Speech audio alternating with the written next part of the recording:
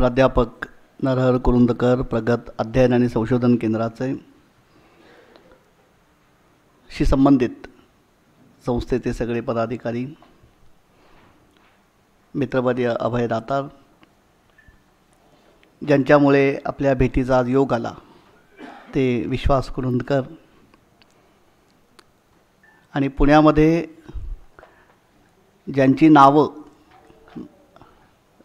मराठवाड्यामधल्या किंवा या भूमीमधल्या अनेक कर्तृत्ववान दिग्गजांची नावं जी पुण्यामध्ये मी सतत ऐकत आलेलो आहे, त्या सगळ्या व्यक्ती आज या ठिकाणी मला प्रत्यक्ष भेटल्या याचा अत्यंत मोठा आनंद आहे. म्हणजे अत्यंत व्रतस्थपणे एखाद्या विषयाला वाहून घेऊन कुठल्याही प्रकारच्या लौकिक लाभालाभाचा विचार न करता केवळ आंतरिक जिज्ञासेपोटी एखादा विषय वर्षानुवर्षे अभ्यासणं, हे ज्यांच्याकडनं मी शिकलो ते डॉक्टर शेषराव मोरे, डॉक्टर व्यंकटेश काब्दे. कालच आमच्या वारकरी साहित्य परिषदेने जे 4थं साहित्य संमेलन, संत साहित्य संमेलन नांदेडमध्ये आयोजित केलं होतं, त्या ठिकाणी काल संध्याकाळी याच वेळी तिथे जे आमचं शेवटचं चर्चासत्र होतं, शीख मराठा अनुबंध, त्यामध्ये अत्यंत अप्रतिम ज्यांनी विचारमंथन केलं ते आदरणीय हरमहेंद्र सिंगजी, की काल खरोखर म्हणजे इतक्या चांगल्या पद्धतीने वारकरी संप्रदाय किंवा भागवत धर्म आणि शीख धर्म यांच्यामध्ये तात्विक पातळीवरती जे आदानप्रदान झालं, आणि विशेषतः आपल्या भक्तिशास्त्रामध्ये निर्गुण निराकाराची उपासना आणि सगुण साकाराची उपासना किंवा आपण प्रार्थना समाजासारखा एक वेगळा जर विचार महाराष्ट्रामध्ये जो काही काळ 19व्या शतकामध्ये होता, की जो सगुण साकार किंवा निर्गुण निराकार अशी उभी भिंत न मानता सगुण निराकार असं एक परमेश्वराचं तत्त्व मानतो, की परतत्व हे प्रेमळ आहे, दयाळू आहे, पण ते निराकार आहे. म्हणजे आपण जी सरळ विभागणी करतो की सगुण साकार निर्गुण निराकार, तसं न करता सगुण निराकाराची संकल्पना मांडणारी जी एक भक्तिशास्त्रातली एक शाखा आहे, या संपूर्ण विचारव्यूहामध्ये शीख धर्मामध्ये आकाराची उपासना नसणं, पण आकाराच्या उपासनेला वावडंही नसणं, आणि त्याचा भागवत धर्मामधल्या भक्तीशी त्यांनी अनुबंध जोडून दाखवला. असे सगळे लोक आपण आज या ठिकाणी भेटलात, आणि आपल्या सगळ्यांनी अर्थात ते पुस्तक वाचलं असणार.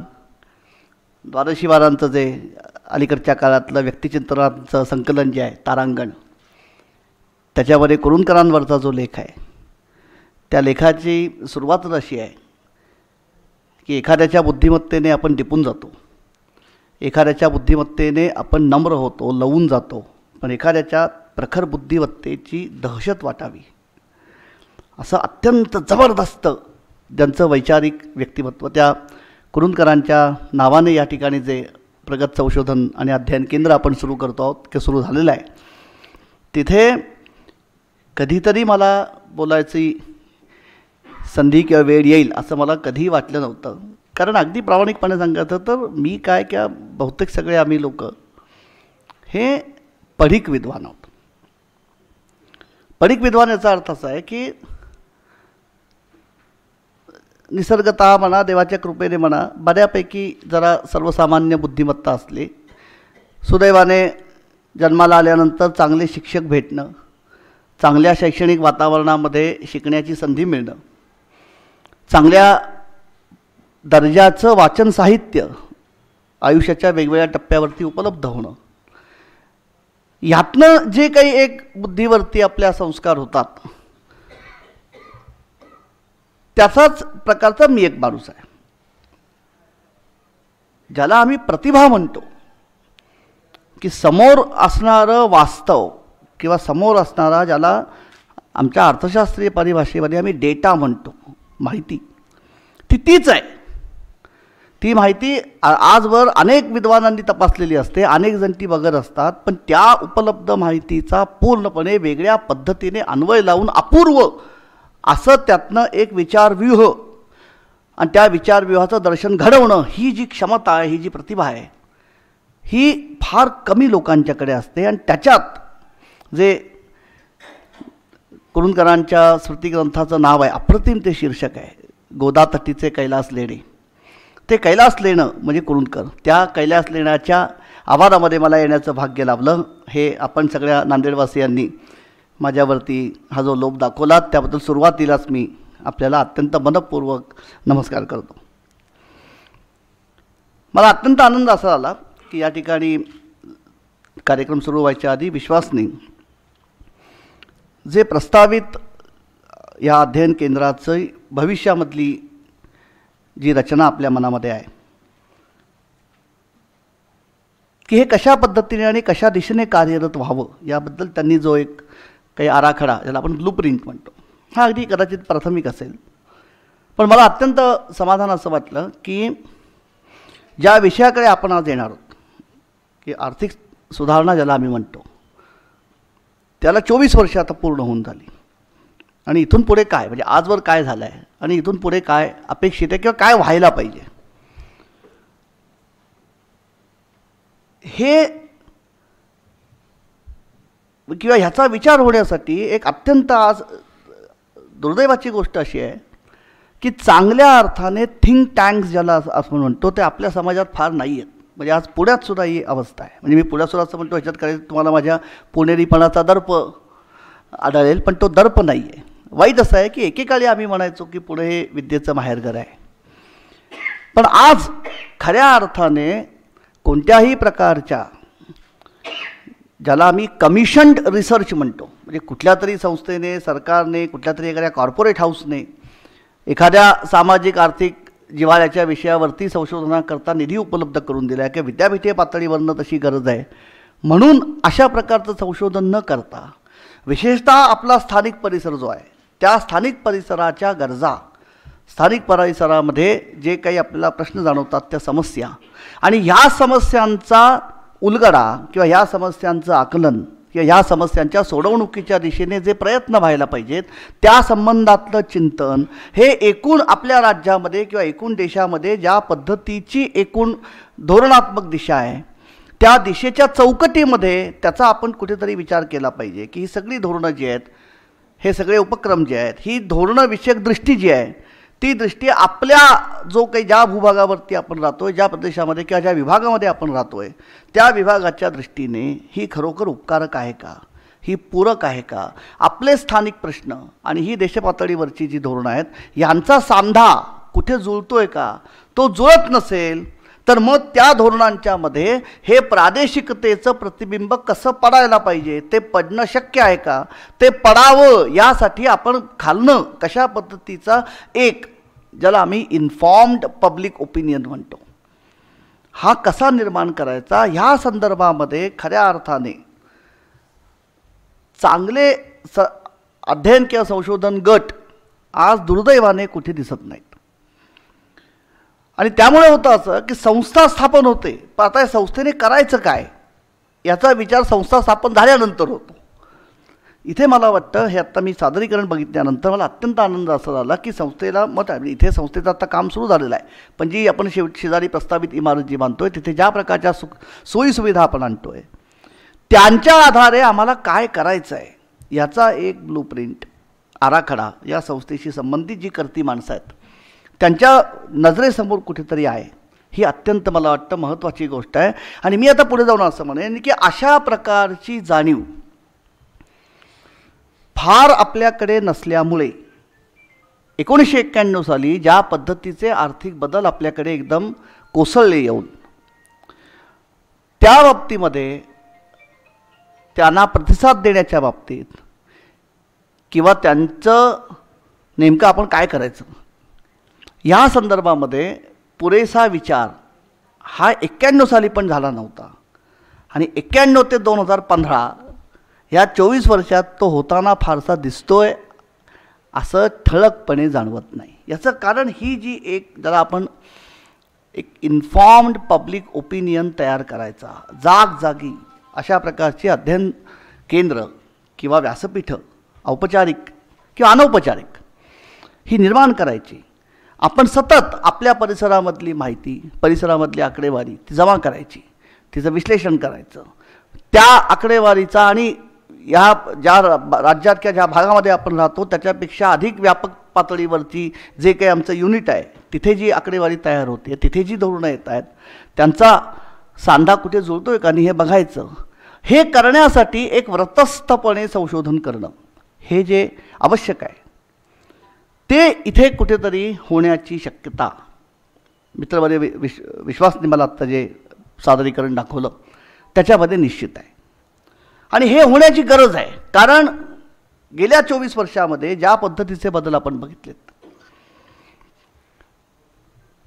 त्या बदलांना प्रतिसाद काय द्यायचा, कसा द्यायचा, ते समजावून कसे घ्यायचे आणि इथून पुढे आपल्याला काय करायचं आहे या संदर्भामध्ये खऱ्या अर्थाने धोरणकर्ते, शासनकर्ते, प्रशासक आणि सर्वसामान्य तुमच्या माझ्यासारखा माणूस ह्यांच्यात एक जो उभा संवाद व्हायला पाहिजे तो घडताना फार दिसत नाही. घडतो तो संवाद कोणामध्ये घडतो? चेंबर ऑफ कॉमर्स आहे, पुण्याला आमच्या मराठा चेंबर ऑफ कॉमर्स आहे, की दिल्लीमध्ये उद्योगांच्या मोठ्या संस्था आहेत, फिकी आहे, असोचेम आहे, म्हणजे संघटित उद्योग आहेत ज्यांच्याकडे ताकद आहे आणि देशाच्या आर्थिक धोरणांवरती प्रभाव टाकण्याची ज्यांची क्षमता आहे अशांचा आवाज ऐकला जातो आणि ते स्वाभाविक आहे. पण स्थानिक पातळीवरती विचार होणं आणि एक लक्षात घ्या, म्हणजे आपण जर आता तक म्हणजे आमच्याकडे प्लॅनिंग कमिशन पण आम्ही मोडीत काढलं आहे. काल आज त्या नीती आयोगाची पहिल्यांदी बैठक झाली. पण मुळामध्ये आपल्या जर लक्षात येईल की ह्या प्रकारचा संवाद किंवा ह्या प्रकारचं विचारमंथन हे स्थानिक पातळीवरती घडायला पाहिजे.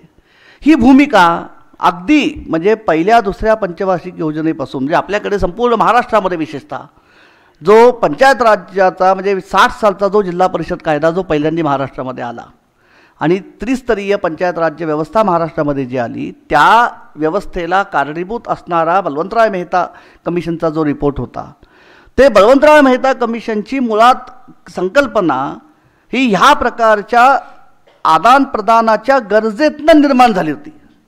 म्हणजे पहिल्या किंवा दुसऱ्या पंचवार्षिक योजनेची अंमलबजावणी झाल्यानंतर ज्या पद्धतीचे बदल देशाच्या आर्थिक रचनेमध्ये अपेक्षित होते ते घडत नाही आहेत असं जेव्हा लक्षात आलं तेव्हा चर्चा अशी सुरू झाली की आपण योजने म्हणजे नियोजन आयोगाच्या माध्यमातून केंद्र पातळीवरनं राज्यस्तरावरनं हे जे प्रयत्न करतो आहे या प्रयत्नांचे अपेक्षित फळं न दिसण्याची कारणं काय असावीत. त्याच्यात एक विचार किंवा एक अभ्यासातनं असं त्या विचार चर्चेतनं निष्पन्न असं झालं की आपण ज्या योजना राबवतोय, ज्या पद्धतीची धोरणविषयक किंवा विकासविषयक दृष्टी आपण पकडलेली आहे दिशा,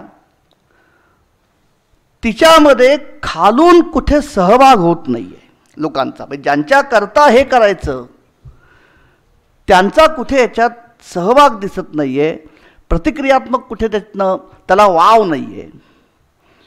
त्यामुळे हे पूर्णपणे केवळ एकदिशी असा प्रवास आहे का?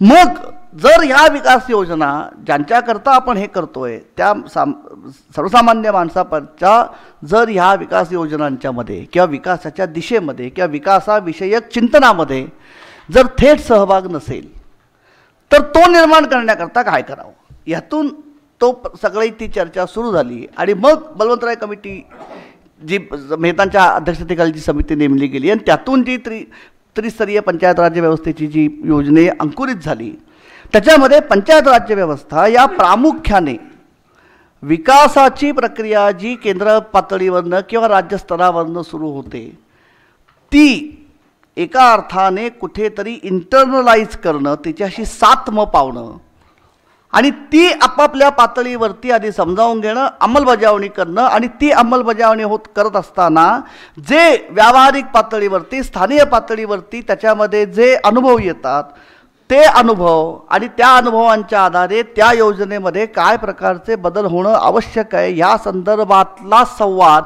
हा वरून खाली आणि खालून वर अशा पद्धतीने सुरू व्हावा म्हणून खरी ही पंचायत राज व्यवस्था आपण त्यावेळी निर्माण केली. म्हणजे आजही आपण जर बघितलं तर ग्रामसभा म्हणजे आपण नंतर म्हणजे आता 73व्या घटना दुरुस्तीनंतर आम्ही ग्रामसभेचं जे रूप डोळ्यासमोर धरलेलं आहे की देशाच्या पातळीवरती लोकसभा आणि गावाच्या पातळीवरती ग्रामसभा हे बोलायला सोपं आहे. पण ग्रामसभेकडनं आजही आपण जर बघितलं तर ग्रामपंचायत कायद्याप्रमाणे ग्रामपंचायतीच्या हद्दीमधल्या प्रत्येक गावांचा म्हणजे समजा गट ग्रामपंचायत असेल किंवा एकाच गावाची एक ग्रामपंचायत असेल तर ग्रामपंचायतीच्या हद्दीमध्ये येणाऱ्या प्रत्येक विभागाच्या संपूर्ण आर्थिक आणि सामाजिक विकासाची योजना ग्रामसभेने बनवावी हे कायद्याने अपेक्षित आहे. आता हे करण्यासाठी ग्रामपंचायत सक्षम आहे का हा भाग वेगळा आहे. पण स्थानिक पातळीवरती लोकांनी ग्रामपंचायतीकडे किंवा गावामध्ये काय उपलब्ध आहे साधनसामग्री, सरकारच्या योजनांमधनं काय मिळणार आहे, गावातल्या लोकांच्या गरजा काय आहेत, त्या गरजा कशा पद्धतीने बदलत आहेत हे लक्षात घेऊन दरवर्षी ग्रामपंचायतीने स्वतःचा विकास आराखडा तयार करावा. किंबहुना ग्रामपंचायतीच्या पहिल्या बजेट मिटिंगमध्ये ग्रामपंचायतीचं बजेट मांडलं जावं, ते बजेट ग्रामसभेने मान्य करावं आणि मग ते त्याची अंमलबजावणी व्हावी. हा जो लोकसहभाग आपण मांडलेला आहे, अध्यारूत धरलेला आहे किंवा अपेक्षित आहे, तो जर लोकसहभाग चांगल्या अर्थाने अर्थपूर्ण बनायचा असेल तर स्थानिक पातळीवरती कुठेतरी संशोधन, मंथन, देवाणघेवाण ही होणं गरजेचं आहे. कदाचित 91 साली ज्या विषयाकडे आपण येतो आहे की आर्थिक फेररचना किंवा पुनर्रचना आणि 2 टप्पं, मला तिथे मी हा विषय येतो आहे कारण त्याचा गाभा पुन्हा इथे आहे. मी आर्थिक सुधारणा हा शब्द जाणीवपूर्वक टाळणार आहे. कारण काय, सुधारणा हा शब्द हा स्वरूपतः सकारात्मक आहे. म्हणजे तो सकारात्मक असायला पाहिजे ना नाही आहे, पण आर्थिक सुधारणा झाल्या म्हणजे सर्वसामान्य पद्धतीने सगळ्या लोकांचं एकदम चांगलं भलं झालं असा जो एक त्यातनं ध्वनित होतो तो तसा दिसत नाही. त्यामुळे 91 साली आपण जे केलं त्याला इंग्रजीमध्ये ज्याला आम्ही इकॉनॉमिक रिस्ट्रक्चरिंग म्हणतो, म्हणजे आर्थिक पुनर्रचना ही त्यातल्या त्यात तटस्थ संज्ञा आहे. म्हणून मी आर्थिक पुनर्रचना हा शब्द वापरणार आहे. कारण त्या पुनर्रचनेचे म्हणजे जसं माडगूळकरांची जी प्रख्यात कविता आहे की विठ्ठला तू वेडा कुंभार, मुखी कुणाच्या परते लोणी, कुणामुखी अंगार, विठ्ठला तू वेडा कुंभार, ही जी माडगूळकरांची कविता आहे, त्याप्रमाणे ह्या पुनर्रचनेचे लाभ मिळालेले घटक, या पुनर्रचनेचे लाभ मिळालेले राज्य आणि ह्या पुनर्रचनेमध्ये कडेवरती फेकले गेलेले समाजसमूह यांच्या दृष्टीने सुधारणांचे किंवा पुनर्रचनेचे लाभ आणि तोटे वेगवेगळे आहेत. म्हणून मी सुधारणा हा शब्द वापरणार नाही आहे. आपण असं म्हणतो आहे की आर्थिक पुनर्रचना 91 साली झाली, त्याच्यानंतर आता 24 वर्ष होऊन गेली आणि ह्या 24 वर्षाची कमाई काय आणि इथून पुढे आपल्याला काय व्हायला पाहिजे हे करत असताना 91 साली काय झालं हे जर आपण बघायला लागलो तर आपल्या असं लक्षात येतं की 91 साली ही जी काही पुनर्रचना आपण म्हणतो ही तत्व शब्दशः आपल्यावरती येऊन कोसळली. म्हणजे अगदी काटेकोर हिशोब मांडला तर मे 91 मध्ये मनमोहन सिंग म्हणजे काँग्रेसचं सरकार अल्पमतातनं निवडून आलं, स्पष्ट बहुमत त्याला नव्हतं. 91 साली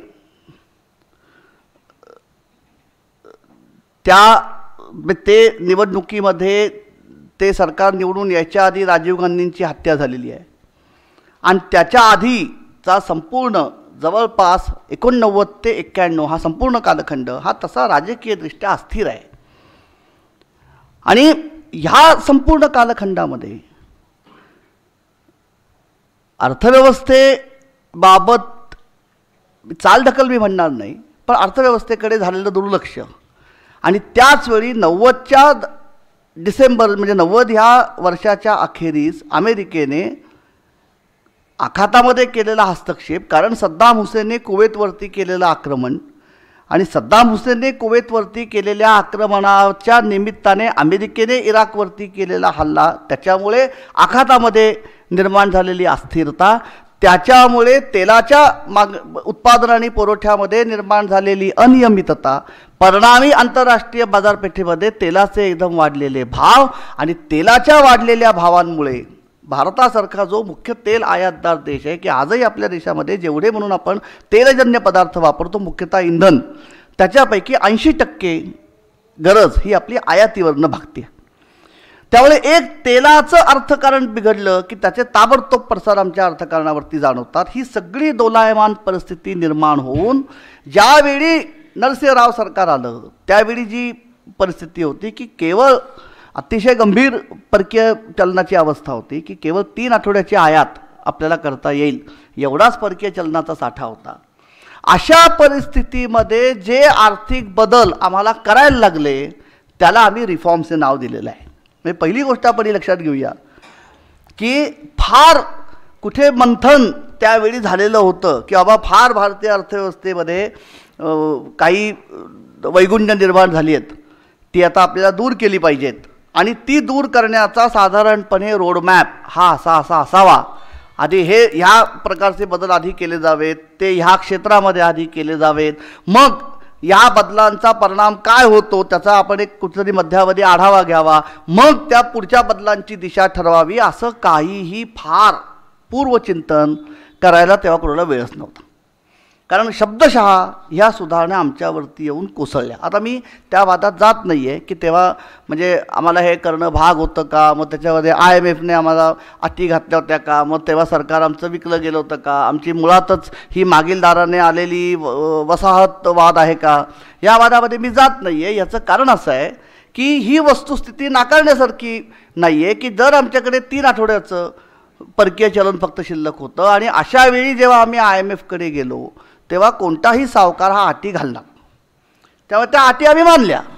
आता ह्याच्यामुळे आमची धोरणं गहाण पडली का वगैरे ही चर्चा मला अर्थशास्त्राचा विद्यार्थी म्हणून मी मानायला आजही तयार नाही. याचं कारण असं आहे की एवढं सुद्धा क्षुद्र हा आमचा देश किंवा अर्थव्यवस्था समजण्याचं कारण नाही. आपण 2 तपानंतर जेव्हा पुढे येऊ तेव्हा त्याच्यावरती आपण बोलूया. पण ज्या परिस्थितीमध्ये आम्ही ह्या पुनर्रचनेला सुरुवात केली याच्यामागे फार काही एक स्पष्ट चिंतन होतं, डोळ्यापुढे दृष्टी होती, असं तत्कालीन परिस्थितीवरनं तरी जाणवत नाही. जे संकट उद्भवलेलं होतं त्याला अत्यंत घाईघाईने आणि अपरिहार्यपणे त्यावेळच्या परिस्थितीच्या दडपणाखाली दिलेला धोरणात्मक प्रतिसाद हेच त्या पुनर्रचनेचं स्वरूप राहिलेलं आहे. आणि म्हणून आपण जर बघितलं तर त्या काळामध्ये जुलै महिन्यामध्ये म्हणजे जूनमध्ये सरकार स्थापन झालं आणि जुलै महिन्यामध्ये जो पहिला अर्थसंकल्प मनमोहन सिंगांनी मांडला जुलै 91मध्ये, तिथपासून जर आपण काळ मोजला तर 91चा म्हणजे 2015चा जुलै हा रौप्य महोत्सवी वर्षामधल्या पदार्पणाचा वर्ष ठरतं की 24 वर्ष पूर्ण होतील आणि सुधारणांच्या किंवा पुनर्रचनेच्या 25व्या वर्षामध्ये आम्ही पदार्पण करू. काय झालं त्यामुळे 3 उद्दिष्ट त्यावेळी अत्यंत मुख्य डोळ्यासमोर होते की जी अडचण जे संकट आम्ही म्हणतो की पहिली गोष्ट म्हणजे काहीही करून आम्हाला परकीय चलनाचा साठा वाढवायची गरज होती.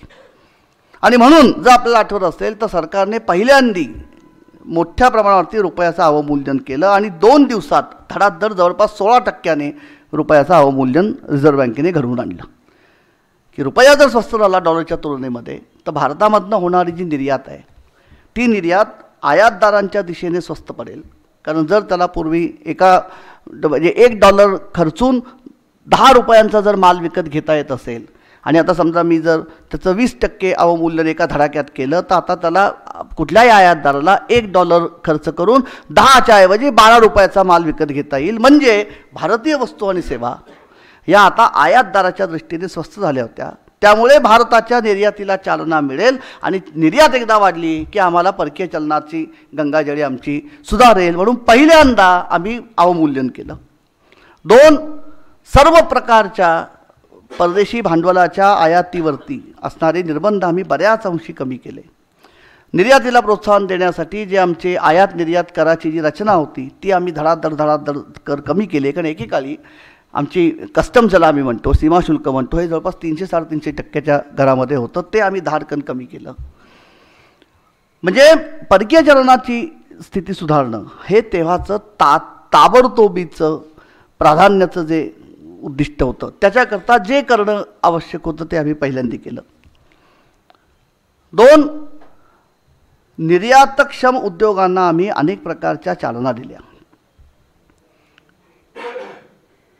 3, केंद्र सरकार आणि राज्य सरकारांची जी तूट होती ती तूट जवळपास तेव्हा 9-9.5% घरामध्ये गेली होती ठोकळ देशी उत्पादनाच्या. ती तूट आटोक्यामध्ये आणण्यासाठी सरकारला जे काही करायला लागलं, आता ह्या कुठल्याही गोष्टी एका दिवसामध्ये होत नाहीत. आणि 4था महत्त्वाचा उद्देश की महागाई जी तेव्हा होती त्या महागाईवरती नियंत्रण ठेवण्यासाठी बाजारपेठा खुल्या करणं, आंतरदेशीय बाजार म्हणजे व्यापारावरती निर्बंध कमी करणं, एकूणच व्यापाराला चालना देणं, ह्या सगळ्या गोष्टी ज्या आम्ही 91मध्ये केल्या त्याला आम्ही पुनर्रचना म्हटलं आहे. आता याच्यात एक गोष्ट आपण लक्षात घेऊया की ह्या सगळ्या पुनर्रचना ज्या झाल्या किंवा हे सगळे बदल जे धडाधड केले गेले हे त्या तत्कालीन परिस्थितीला दिलेला प्रतिसाद ह्या स्वरूपाचे असल्यामुळे साहजिकच त्या पुनर्रचनेचा सगळा भर हा स्वरूपतः उद्योग, सेवा आणि पर्यायाने शहरी उद्योगांवरती प्रामुख्याने राहिला. म्हणजे आमच्या देशामधल्या आर्थिक सुधारणांवरती जी एक रास्त टीका केली जाते की ह्या ज्या काही फेररचना सुधारणा आम्ही म्हणतोय तथाकथित, यांनी शेतीकडे दुर्लक्ष केलेलं आहे, त्याचं मी हे असमर्थनीय अजिबात म्हणत नाही. पण ज्या परिस्थितीमध्ये त्या पुनर्रचना आम्ही केल्या तिथे त्या संपूर्ण विचारविवाहामध्ये शेती कुठे दृष्टीपथात नव्हतीच. कारण गरज जी होती ती गरज आमची पूर्णपणे परकीय चलनाच्या संदर्भातली होती. त्यामुळे आपण जर बघितलं तर सगळ्या प्रकारचे म्हणजे ज्या उद्योग क्षेत्रांच्यामध्ये पारंपरिकदृष्ट्या भारताला निर्यातीच्या बाबतीमध्ये एक अनुकूलता आहे, त्याच्यामध्ये प्रामुख्याने शेतीमाल आहे, चामड्याच्या वस्तू आहेत, दागदागिने आणि हिरे यांची पॉलिशिंग निर्यात हे आहे. उदारीकरण म्हणजे सुधारणांनंतर प्रामुख्याने इलेक्ट्रॉनिक्स आणि इलेक्ट्रिकल उपकरणं, वाहनांचे सुटेभाग आणि वाहनं, इंजिनिअरिंग वस्तू, हे जे उद्योग क्षेत्र आहेत. आणि त्याच्या जोडीने सगळ्यात महत्त्वाचं म्हणजे ज्याला आम्ही सेवा उद्योग म्हणतो, भांडवल बाजार, बँकिंग, विमा, व्यापार, माहिती तंत्रज्ञान आणि माहिती तंत्रज्ञानाधारित सेवा, हे सगळे जे उद्योग किंवा उद्योग घटक 91 नंतर आपल्याला अतिशय मोठ्या प्रमाणावरती जे भरभराटीला आलेले दिसतात. ही जी पुनर्रचना मी म्हणतो की पुनर्रचना कशाची, तर कोणत्या उद्योगांना आपण चालना द्यायची, कशाकरता द्यायची आणि कोणत्या आर्थिक चित्राच्या पार्श्वभूमीवर द्यायची, ह्याच्या संदर्भातलं जे काही त्या पहिल्या अर्थसंकल्पामधनं बाहेर आलं तो आमच्या पुनर्रचनेचा उगम आहे.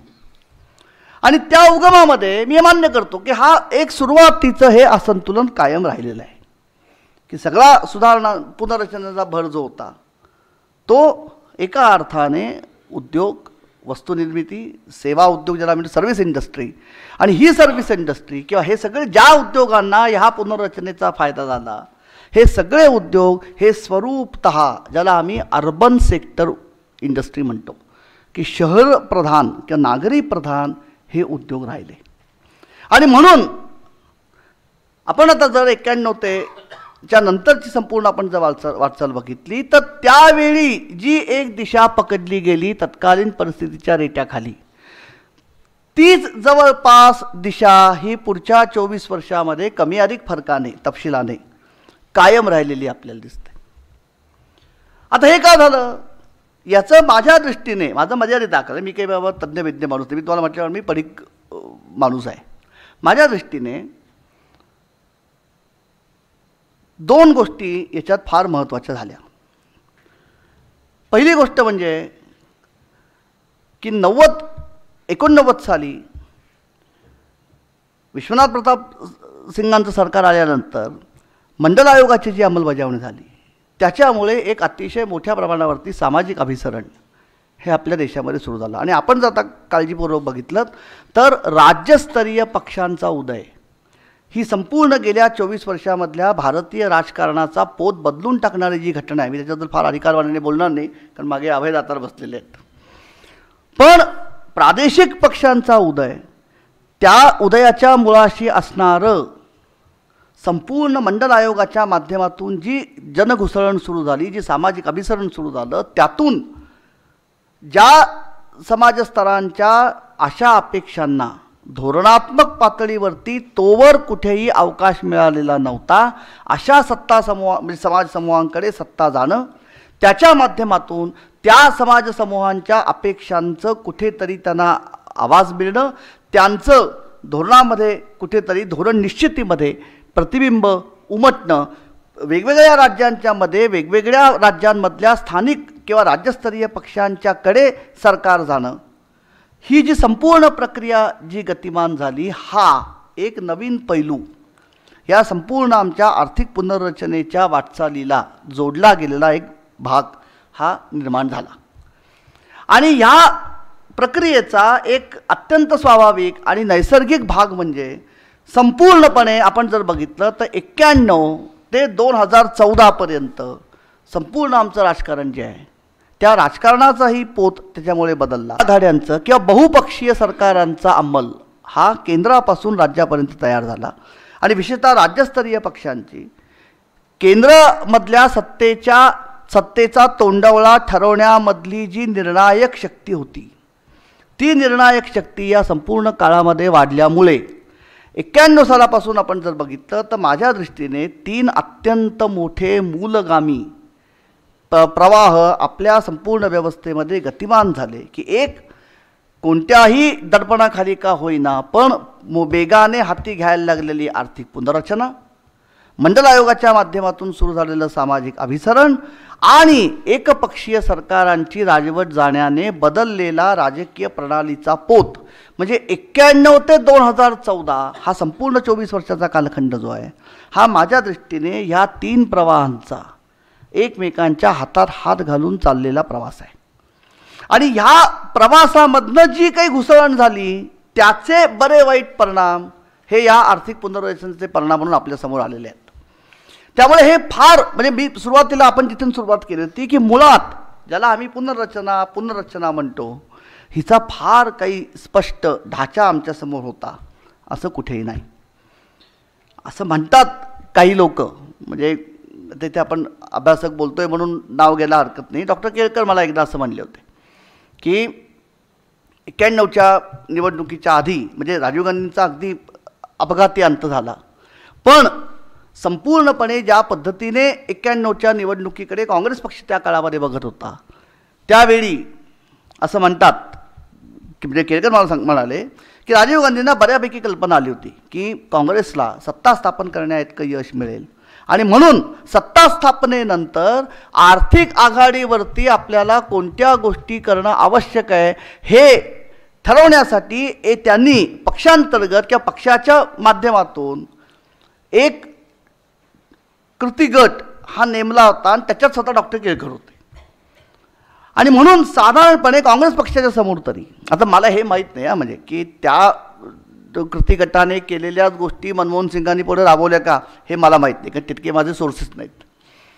पण कुठेतरी राजकीय प्रणालीमध्ये किंवा पक्षीय पद्धतीमध्ये आमच्या की खरोखर भारतीय अर्थव्यवस्थेमध्ये स्वातंत्र्योत्तर काळात काय वैगुंठ निर्माण झाली आहेत, कशा प्रकारे विकासाची प्रक्रिया पुढे आलेली आहे आणि इथून पुढच्या काळामध्ये बदलती जागतिक परिस्थिती लक्षात घेऊन कशा प्रकारचे आर्थिक बदल अपरिहार्य बनलेले आहेत, ते बदल आपण कसे राबवायचे, त्याचा प्राधान्यक्रम काय ठेवायचा, त्याचे टप्पे कोणते असतील आणि मी म्हटल्याप्रमाणे ह्या प्रत्येक विविध टप्प्यांवरती तिथवर झालेल्या बदलांचे जे काही भलेबुरे परिणाम आहेत त्याचा कुठेतरी लेखाजोखा मांडून तिथून पुढच्या काळामध्ये आपण वाटचाल कशी करायची आहे असा कुठेही मला वाटतं फार मंथन वगैरे आपण केलेलं नाही. ही पहिली गोष्ट. 2 त्याच्याच मी जे 2 त्याला प्रवाह येऊन मिळाले की सामाजिक मोठ्या प्रमाणावरती झालेली घुसळण आणि बहुपक्षीय किंवा प्रादेशिक पक्षांच्या राजकारणाचा त्यातनं झालेला उदय, ह्यामुळे याचा एक अपरिहार्य परिणाम असा झाला की जरी नंतरच्या काळामध्ये सरकारं बदलली तरी ह्या संपूर्ण पुनर्रचना पर्वाची खऱ्या अर्थाने कोणीतरी एक चांगली उजळणी किंवा तपासणी करून ह्या पुनर्रचनेचे फलित काय हे आम्हाला अपेक्षित होतं का आणि इथून पुढे कुठे जायचं आहे ह्या पद्धतीची चर्चा किंवा खटाटोप हा कुणीही नंतर केलेलं नाही. त्यामुळे झालं असं की त्यातल्या त्यात सुरक्षित मार्ग जो आहे की जो आधीच्या सरकारांनी केला, साधारणपणे ढोबळमानाने आपण 30 दिशा ही पुढे चालू ठेवायची. युती आघाड्यांच्या सरकारामध्ये जी अपरिहार्यपणे दबाव गट येतात, बंधनं येतात ती पाळायची, पण त्यातल्या त्यात शक्यतो ढोबळ दिशा न बदलता जे चालू आहे ते चालू ठेवायचं. हा साधारणपणे एक ढाचा किंवा विचारप्रणाली ही आपल्याला सतत दिसते. आता याचा परिणाम काय झाला? याचा परिणाम असा झाला आहे की हा संपूर्ण कालखंड जो आहे 91 ते 2014 याचे पुन्हा आपल्याला 3 उपखंड कल्पावे लागतात. म्हणजे अगदी ज्याला आम्ही म्हणतो की हे पुनर्रचना 91 मध्ये सुरू झाली. साधारणपणे आपण जर 95, 96 किंवा 96, 97 पर्यंतचा कालखंड जर बघितला तर फार मोठ्या प्रमाणावरती ह्या सगळ्या पुनर्रचनेचे एकूण मोठ्या प्रमाणावरती परिणाम देशाच्या अर्थकारणामध्ये विशेषतः ठोकळ देशी उत्पादन आमचं जे आहे त्याच्या वाढीच्या प्रगतीमध्ये किंवा वाढीच्या वेगामध्ये फार प्रतिबिंबित झाले असं दिसत नाही. आता मुळामध्ये ठोकळ देशी उत्पादन हा विकासाचा निदर्शक मानायचा का नाही याच्याबद्दल वाद आहेत. माझं त्याला फक्त माझी भूमिका अशी आहे की अर्थशास्त्रामध्ये सुद्धा कोणीही GDP ग्रोथ हे विकासाचं सर्वोत्कृष्ट मानक आहे असं कोणीही मानत नाही. अर्थशास्त्रामध्ये सुद्धा मी कधीही हे शिकलेलो नाही. आम्ही फक्त असं म्हणतो की जे सर्वसामान्य माणसाला लागू पडतं तेच एका अर्थाने ढोबळ पातळीने देशाच्या पातळीवरती लागू पडतं की माणसाचा पगार वाढला की ताबडतोब त्याच्या जीवनामध्ये एक साधारण त्याच्या कल्याणाची पातळी उंचावलेली असते. मग वाढलेला पगार तो चैनीच्या वस्तूंवरती घालतो का मुलांच्या शिक्षण आणि आरोग्यावरती घालतो हा बऱ्याच अंशी त्या माणसाच्या प्रेफरन्सचा प्रश्न आहे. पण मुळामध्ये पगार वाढला ना म्हणजे त्याची एक सर्वसाधारणपणे आर्थिक कुवती उंचावलेली आहे. त्यामुळे देशी उत्पादन वाढीचा जो वेग आहे किंवा सरासरी वेग जो आहे किंवा देशातली सरासरी उत्पन्नाची पातळी जी आहे ही वाढणं हा आर्थिक प्रगतीचा एक ढोबळ निर्देशांक मानला जातो. तो तेवढ्या अर्थाने सत्य आहे आणि तो मानावा. त्या अर्थाने 91 ते 96, 97 पर्यंत फार बदल आपल्याला दिसत नाही. साधारणपणे 2.5, 3, 3.5 टक्क्याने जी आमची दरडोई उत्पन्नाची पातळी वाढत होती ती साधारणपणे 4, 4.5 टक्क्यापर्यंत मधल्या काळामध्ये उंचावली. 97, 98 ते 2000, 2001 हा जो 4-5 वर्षाचा कालखंड आहे या कालखंडामध्ये ही उत्पन्नाच्या पातळीमध्ये वाढ होण्याचा सरासरी वेग हा थोडा आणखी वर गेला आणि तो साधारणपणे 6, 6.5 टक्क्याच्या आसपास होता.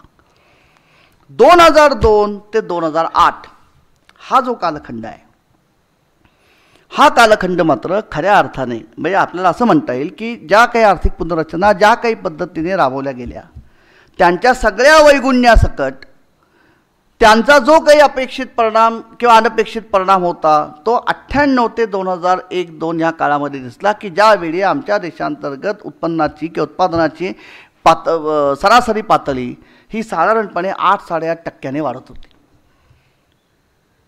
2008 नंतरचा कालखंड जो आहे तो थोडा आपण नंतर बघणार आहोत कारण 2008 नंतरचं सगळं चित्र पूर्णपणे बदललेलं आहे. पण या सगळ्या काळामध्ये आपल्या एक गोष्ट लक्षात अशी आली की ह्याचा जर लेखाजोखा मांडायचा झाला या म्हणजे 91 ते 2008 ही जी पुनर्रचनेची आमची साधारणपणे 17-18 वर्ष आहेत या 17-18 वर्षाचा जर लेखाजोखा मांडायचा झाला तर 2-3 गोष्टी या निर्विवादपणे घडल्या आणि त्या भल्या बुऱ्याचं मिश्रण आहे. पहिली गोष्ट की देशाच्या उत्पादन वाढीचा वेग वाढला ते नाकारण्यामध्ये अर्थ नाही, ते नाकारूही नाही आहे. त्याचं वाटप कसं आहे हा मुद्दा त्याची काळी बाजू दाखवणार आहे, त्याच्यावरती आपण बोलणार आहोत. पण सरासरी उत्पन्न आमचं वाढलं. सरासरी म्हणजे दरडोई उत्पन्नामध्ये वाढ झाली.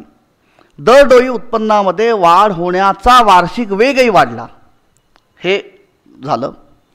ज्या उद्देशाने घाईघाईने आम्ही पुनर्रचना केली होती तो बऱ्यापैकी सफल झाला की आमची परकीय चलनाची गंगाजळी मधल्या काळामध्ये चांगल्यापैकी सुस्थितीमध्ये आली. 2002 साली किंवा 2003 साली सरकारने केंद्र सरकारने तुटीवर नियंत्रण ठेवण्यासाठी जो फिस्कल रिस्पॉन्सिबिलिटी आणि बजेट मॅनेजमेंट ॲक्ट हा संसदेने मंजूर केलेला आहे की सरकारच्या उत्पन्न म्हणजे तिजोरीमध्ये ज्याला आम्ही वित्तीय तूट म्हणतो, ही वित्तीय तूट कायम मर्यादित असावी. त्या वित्तीय तुटीचं देशी उत्पादनाशी असणारं प्रमाण हे 3% पेक्षा जास्ती जाता कामा नयेवर असं स्वतः संसदेने आता कायदा मंजूर करून स्वतःवरती बंधन घालून घेतलेलं आहे. यामुळे वित्तीय तुटीचं जे प्रमाण आहे किंवा आकारमान आहे ते या संपूर्ण काळामध्ये बऱ्यापैकी आटोक्यात राहिलं. म्हणजे ज्या हेतूने तात्कालिक गरजांच्या म्हणजे मुशीतून पुनर्रचनेचा एक ढोबळ आराखडा तयार झालेला होता, तो आराखडा हा 2008 पर्यंत निश्चितपणे बऱ्यापैकी आम्ही म्हणजे जी उद्दिष्ट होती त्या उद्दिष्टानं दिलेला जो प्रतिसाद होता आणि त्याचं जे फलित होतं हे बऱ्यापैकी आम्ही साध्य केलं होतं असं म्हणायला हरकत नाही.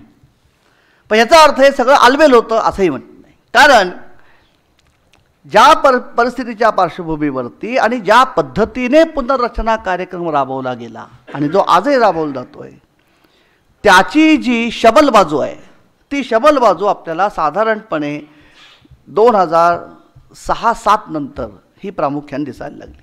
पहिली गोष्ट अशी आहे की हा जो काही बदल झाला, हा जो काही विकास झाला, मी विकास आता दरडोई उत्पन्नामधल्या निकषावरती बोलतो आहे. पहिली गोष्ट म्हणजे हा ज्याला इकॉनॉमिक्समध्ये आणि ह्याच्यावरती भरपूर टीका झालेली आहे तो हा बहुतांशी जॉबलेस ग्रोथ होती. की बेरोजगारीचा आमचा प्रश्न जो आहे देशातला, त्या बेरोजगारीवरती ह्या विकासाचा फार परिणाम झाला. म्हणजे आम्ही पुस्तकामध्ये शिकतो सैद्धांतिक अर्थशास्त्रामध्ये की साधारणपणे अर्थव्यवस्था जोमाने वाटचाल करायला लागली की अर्थव्यवस्थेमध्ये उत्पन्न वाढतं, उत्पन्न वाढलं की सर्वसामान्य माणसाची क्रयशक्ती वाढते, क्रयशक्ती वाढली की तो अधिक बाजारामध्ये उतरून खर्च करायला लागतो, त्यातून बाजारपेठेतली मागणी वाढते, मागणी वाढली की उद्योगांना किंवा उद्योग घटकांना त्यातून सिग्नल मिळतात आणि गुंतवणूक वाढवायला प्रोत्साहन मिळतं, गुंतवणूक वाढली की रोजगार निर्मिती होते, रोजगार निर्मिती झाली की सरासरी उत्पन्न आणि क्रयशक्ती वाढायला लागते आणि हे वाढीचं चक्र स्वयंप्रेरक गतीने गतिमान होतं. हा आर्थिक वाढ आणि रोजगार निर्मिती ह्यातला जो एक आम्ही नैसर्गिक सांधा गृहीत धरलेला आहे, हा सांधा आमच्याकडे पूर्णपणे निखळलेला आहे आणि ही आजही चिंतेची बाब आहे. म्हणून संपूर्ण 98 नंतर 2002-03 पर्यंत किंवा अगदी 2008 पर्यंत जो एक वेगवान आमच्याकडे ग्रोथ दिसली, ही प्रामुख्याने जॉबलेस ग्रोथ म्हणूनच तिचं वर्णन झालेलं आहे. आता मी जॉबलेस म्हणतोय ह्याला सुद्धा एक आपल्या भारतीय वास्तवामध्ये एक स्पष्ट अर्थ आहे. तो अर्थ असा आहे की हा संपूर्ण हे आर्थिक बदल होत असताना आमच्याकडे अजिबात रोजगार निर्मिती होत नव्हती का, असं नाही आहे. रोजगार निर्मिती आमच्याकडे होत होती, पण ती रोजगार निर्मिती ही दुर्दैवाने बहुतांशी निकृष्ट दर्जाची आहे. निकृष्ट दर्जाची याचा अर्थ काय की आमच्या भारतीय अर्थव्यवस्थेची पूर्वापार रचना अशी आहे की ज्याला आम्ही संघटित क्षेत्र म्हणतो. म्हणजे आम्ही बहुतेक आम्ही सगळे संघटित क्षेत्रामधले सुरक्षित नागरिक आहोत. तुमची आमची टक्केवारी किती आहे? हार्डली एक 10-12% आहे. म्हणजे साधारण अगदी आपल्याला कळण्याकरता म्हणजे इन्कम टॅक्स भरणारे जे लोक आहेत त्यांना आम्ही संघटित क्षेत्रातले लोक म्हणतो. हे किती आहेत? हे मुठभर आहेत. आमच्या देशामधले जवळपास 85-86% आर्थिक व्यवहार किंवा उद्योग हे असंघटित क्षेत्रामध्ये आहेत. म्हणजे ज्या क्षेत्राला कुठल्याही प्रकारचं कायदे कानून नियम हे ढोबळमानाने येतच नाहीत. त्यामुळे जरी आमच्याकडे आर्थिक सुधारणा होत असल्या तरी रोजगार कुठे वाढत होता? रोजगार हा फक्त असंघटित क्षेत्रामध्ये वाढता राहिला. संघटित क्षेत्रामध्ये रोजगार हा वाढलेला नाही. जॉबलेस ग्रोथ ही ह्या अर्थाने आहे. कारण 2002 साली मी आपल्याला सांगतो वाजपेयींच्या काळामध्ये आपल्या देशामधल्या रोजगारी आणि बेरोजगारीचं अभ्यास करण्यासाठी 2 गट टास्क फोर्सेस गव्हर्नमेंटने अपॉइंट केले होते. एकाचे अध्यक्ष होते मोंटेक अहलुवालिया जे परवापर्यंत नियोजन आयोगाचे उपाध्यक्ष होते आणि दुसऱ्या आयोगाचे अध्यक्ष एक SP मिश्र नावाचे होते. या दोन्ही कृती गटांचे अहवाल हे साधारणपणे 2003-04 मध्ये सरकारला सादर झाले. त्या अहवालामधनं स्पष्टपणे असं दिसलं की आमच्या देशामध्ये एकीकडे दारिद्र्य रेषेखालच्या लोकसंख्येच्या प्रमाणामध्ये उदारीकरणानंतर किंवा पुनर्रचनेनंतर घट झालेली आहे. एक कृपा करून लक्षात घ्या, दुर्दैवाने आणि केवळ मी इथे अत्यंत जबाबदारीने बोलतो आहे, कारण मी काही काळ वर्तमानपत्रामध्ये काम केलेलं आहे. एकूण गरिबी, त्या गरिबीचं मोजमाप, ती गरिबी दरडोई किंवा दर दिवशीच्या दर मानशी खर्चावरनं कशी मोजायची, ह्या संदर्भामध्ये पुरेशी आर्थिक साक्षरता माध्यमांमध्ये दुर्दैवाने नसल्यामुळे ती ज्या पद्धतीने चर्चा सगळी मधल्या काळामध्ये झाली, त्यामुळे गरिबीचा प्रश्न हा दुर्दैवाने सर्वसामान्य माणसाच्या दृष्टीने हास्यास्पद बनला आणि प्लॅनिंग कमिशनच्या दारिद्र्याचं मोजमाप करण्याच्या पद्धतीवरती लोकांचा विश्वास उडला. हे सगळं काढून टाकूया आपण मनातनं, त्या तपशिलाला आपण जायचं नाही, कारण तो आजचा आपला विषय नाही आहे. पण एक तथ्य आहे की कोणत्याही पद्धतीने गरिबीचं मोजमाप जरी केलं, अगदी त्याच्यानंतर सुरेश तेंडुलकरांच्या अध्यक्षतेखाली जी 2009 साली सरकारने कमिटी नेमली, त्याही समितीचा निष्कर्ष असा होता की पुनर्रचनेनंतर देशाच्या ग्रामीण भागातल्या आणि शहरी भागातल्या आणि पर्यायाने एकूण दारिद्र्य रेषेखालच्या लोकसंख्येच्या प्रमाणात घट झालेली आहे. मी प्रमाणाबद्दल बोलतोय. पण या दोन्ही अभ्यास गटांच्या अहवालाचा निष्कर्ष असा होता की एकीकडे जरी आमच्या दारिद्र्य रेषेखालच्या लोकसंख्येच्या प्रमाणामध्ये घट झालेली असली तरीसुद्धा देशामधला ज्याला आम्ही बेरोजगारीचा दर म्हणतो, तो बेरोजगारीचा दर आणि दारिद्र्य रेषेखालीचं जीवन जगणाऱ्या लोकसंख्येचं एकूणातलं प्रमाण हे जर शेजारी शेजारी मांडलं तर काहीतरी चुकतंय असं लक्षात येतं. म्हणजे काय, त्या निष्कर्ष त्या गटाचा असा होता की आमच्याकडे बेरोजगारीचं प्रमाण हे 5-6% वर नाही आहे. आमच्याकडे बेरोजगारी एकूण 4 पद्धतीने मोजली जाते, त्याही तपशिलात आपण जायला नको.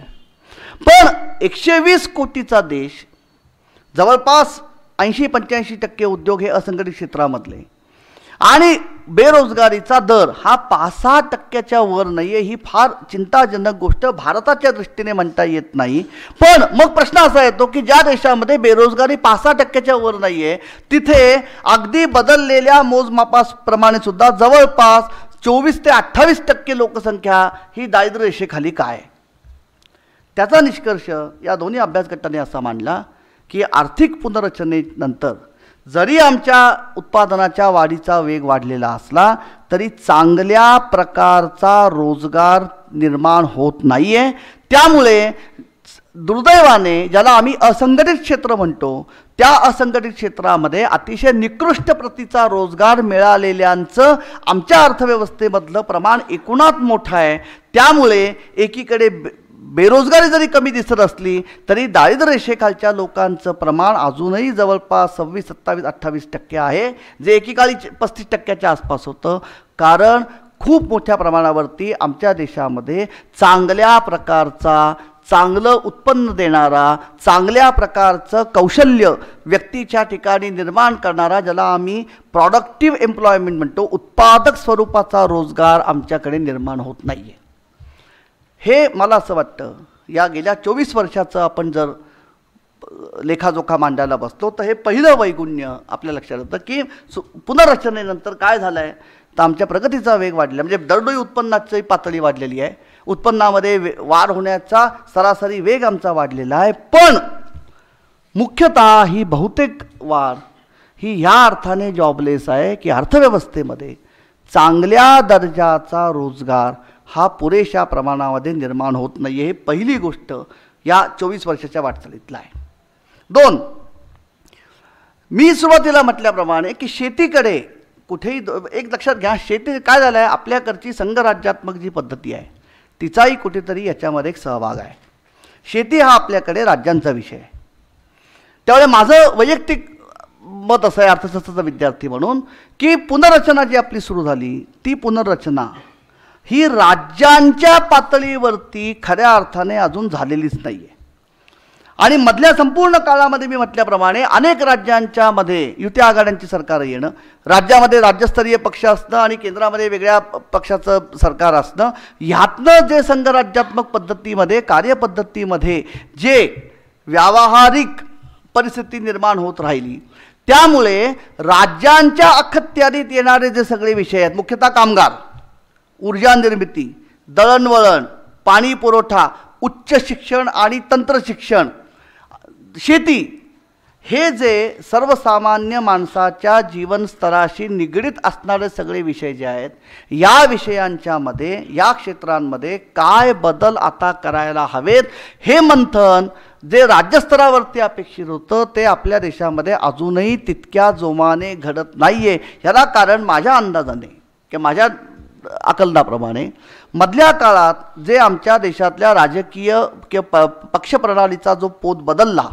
त्यातनं स्थानिक हितसंबंधांचं राजकारण करणाऱ्या गटांनी सत्ता मिळवणं आणि ती सत्ता टिकवण्यासाठी प्रामुख्याने ज्या सगळ्या गोष्टी करायला लागतात त्याच्यामध्ये पुनर्रचनेचा राज्यांच्या अखत्यारीत येणाऱ्या विषयांमध्ये कोणत्या प्रकारची पुनर्रचना आपण केली पाहिजे ह्याच्या संदर्भातलं मंथन न घडल्याचा हा एक माझ्या अंदाजाने अनुषंगिक किंवा अपरिहार्य परिणाम आहे की पहिली गोष्ट रोजगाराच्या बाबतीमध्ये काही अजून झालेलं नाही, म्हणजे प्रामुख्याने चांगल्या प्रकारचा रोजगार निर्माण होत नाही आहे. दोन, शेतीकडे जे आमचं दुर्लक्ष झालं आहे असं आपण म्हणतो आहे, त्याचा परिणाम साधारणपणे 2007 सालानंतर आपण जर बघितलं तर 2007 सालानंतर सातत्याने आम्हाला अन्नधान्याच्या महागाईला तोंड द्यायला लागलेलं आहे. आता अलीकडच्या काळामधली जी जागतिक बाजारपेठेमधली अन्नधान्यांची म्हणजे शेतमालाची जी घसरण आहे ती आपण आत्ता घटकावर बाजूला ठेवूया, पण ज्याला आम्ही महागाई म्हणतो सर्वसामान्य माणसाच्या भाषेमध्ये, आणि जी महागाई प्रामुख्याने आम्हाला ताबडतोब जाणवते ती अन्नधान्याची, भाजीपाल्याची, दूध दुभत्याची आणि मुख्यतः कडधान्यांची जी महागाई आहे, ही महागाई आम्हाला 2007 सालानंतर प्रकर्षाने जाणवायला लागलेली आहे. हे माझ्या अंदाजाने या पुनर्रचना पर्वाचं आणखी एक, मी वैगुण्य म्हणणार नाही, पण ज्या पद्धतीने पुनर्रचना आपल्या देशामध्ये 91 ते 2006-07 पर्यंत राबवल्या गेल्या, त्यातनं ज्या पद्धतीची क्षेत्रांची पुनर्रचना झाली, काही क्षेत्रांना प्राधान्य मिळालं, त्याच्यामध्ये शेती हा जो दुर्लक्षित विषय राहिला त्याची ही परिणती आहे की अन्नधान्याची महागाई. एक लक्ष शेजारी आमचं चीन आहे. 1978 चीनमध्ये आर्थिक पुनर्रचनेला सुरुवात झाली आणि आता पुन्हा या जागतिक मंदीचा भाग म्हणून चीनचा विकासाचा दर खाली आला आहे. नाहीतर सलग 30 वर्ष चीनी अर्थव्यवस्था दर शेकडा सरासरी 10% वेगाने वाढत होती आणि या संपूर्ण काळामध्ये चीनला कुठेही महागाईचा फार ताण सहन करावा लागला आहे असं दिसत नाही. आता याला कारण तिथे लोकशाही नाही हे सुद्धा एक महत्त्वाचं कारण आहे. पण तरीसुद्धा आमच्या देशामध्ये 98 ते 2005-06-07 या जेमतेम 7-8 वर्षामध्ये मोठ्या प्रमाणावरती जेव्हा उत्पन्नाची पातळी सर्वसामान्य माणसाची वाढली, त्याला 2004 सालानंतर मनमोहन सिंग सरकारने सर्वसमावेशक विकासाच्या जी धोरणं राबवली त्याचाही त्याच्यामध्ये सहभाग आहे. पण केवळ 7-8 वर्षामध्ये आमच्या सरासरी उत्पन्नाची पातळी उंचावणं किंवा उत्पन्नाच्या सरासरी पातळीमध्ये वाढ होण्याचा वेग काही काळ वाढल्यामुळे ताबडतोब आम्हाला अन्नधान्याच्या महागाईला तोंड द्यावं लागणं हे कुठेतरी आमच्या संपूर्ण पुनर्रचना पर्वामध्ये शेतीची झालेली जी आबाळ आहे त्या शेतीच्या आबाळीचं हे लक्षण आहे किंवा ती निष्पत्ती आहे. 3, मी सुरुवातीला म्हटल्याप्रमाणे ज्या पुनर्रचना पर्वामध्ये ज्या क्षेत्रांवरती या सगळ्या सुधारणांचा किंवा बदलांचा भर राहिला, ही सगळी सूत्र किंवा क्षेत्र ही प्रामुख्याने शहरी असल्यामुळे गेल्या 24 वर्षामध्ये सरळ आपल्याला, आणि हे अनेक आकडेवारीमधनं चित्र आलेलं आहे की सरळ आपल्याला आता अशी एक दरी दिसते किंवा एक उभी भिंत दिसते की सगळी विंध्याच्या पलीकडची राज्य जी उत्तरेकडची जी प्रामुख्याने पारंपरिकरित्या शेतीप्रधान राहिलेली राज्य आहेत ती राज्य आणि विंध्याच्या दक्षिणेकडची किंवा देशाच्या पश्चिम भागातली राज्य जी आहे त्याच्यामध्ये तुम्ही आम्ही येतो, म्हणजे संपूर्ण गुजरातपासून गुजरात, महाराष्ट्र, कर्नाटक, तमिळनाड, काही अंशी पश्चिम बंगाल, उत्तरेकडची 2च राज्य ह्याला अपवाद आहेत ती म्हणजे पंजाब आणि हरियाणा, कारण त्यांचं फारच आर्थिक पाया हा वैशिष्ट्यपूर्ण आहे. ही सगळी राज्य जी आहेत ही सगळी राज्य ह्या घुसळणीमध्ये एकदम पुढे गेलेली दिसतात. म्हणजे प्रादेशिक पातळीवरती ज्याला आम्ही विषमता म्हणतो किंवा असंतुलन म्हणतो, हे असंतुलन आपल्याला वाढलेलं दिसतं. कारण ज्या पुनर्रचनेमध्ये ज्या क्षेत्रांना प्राधान्य मिळत गेलं ती क्षेत्र ही स्वरूपतः बिगर शेती स्वरूपाची आणि म्हणून मुख्यतः शहरी भागामध्ये एकवटलेले असल्यामुळे आणि विंध्याच्या पलीकडची आर्थिक आणि औद्योगिकदृष्ट्या पुढारलेली राज्य, या राज्यांच्यामध्ये सरासरी नागरीकरणाचं प्रमाण अतिशय मोठं आहे. परंपरेने ह्या अनेक राज्यांमधली मुळात प्रशासन व्यवस्था ही पूर्वापार अंगभूत चांगली आहे.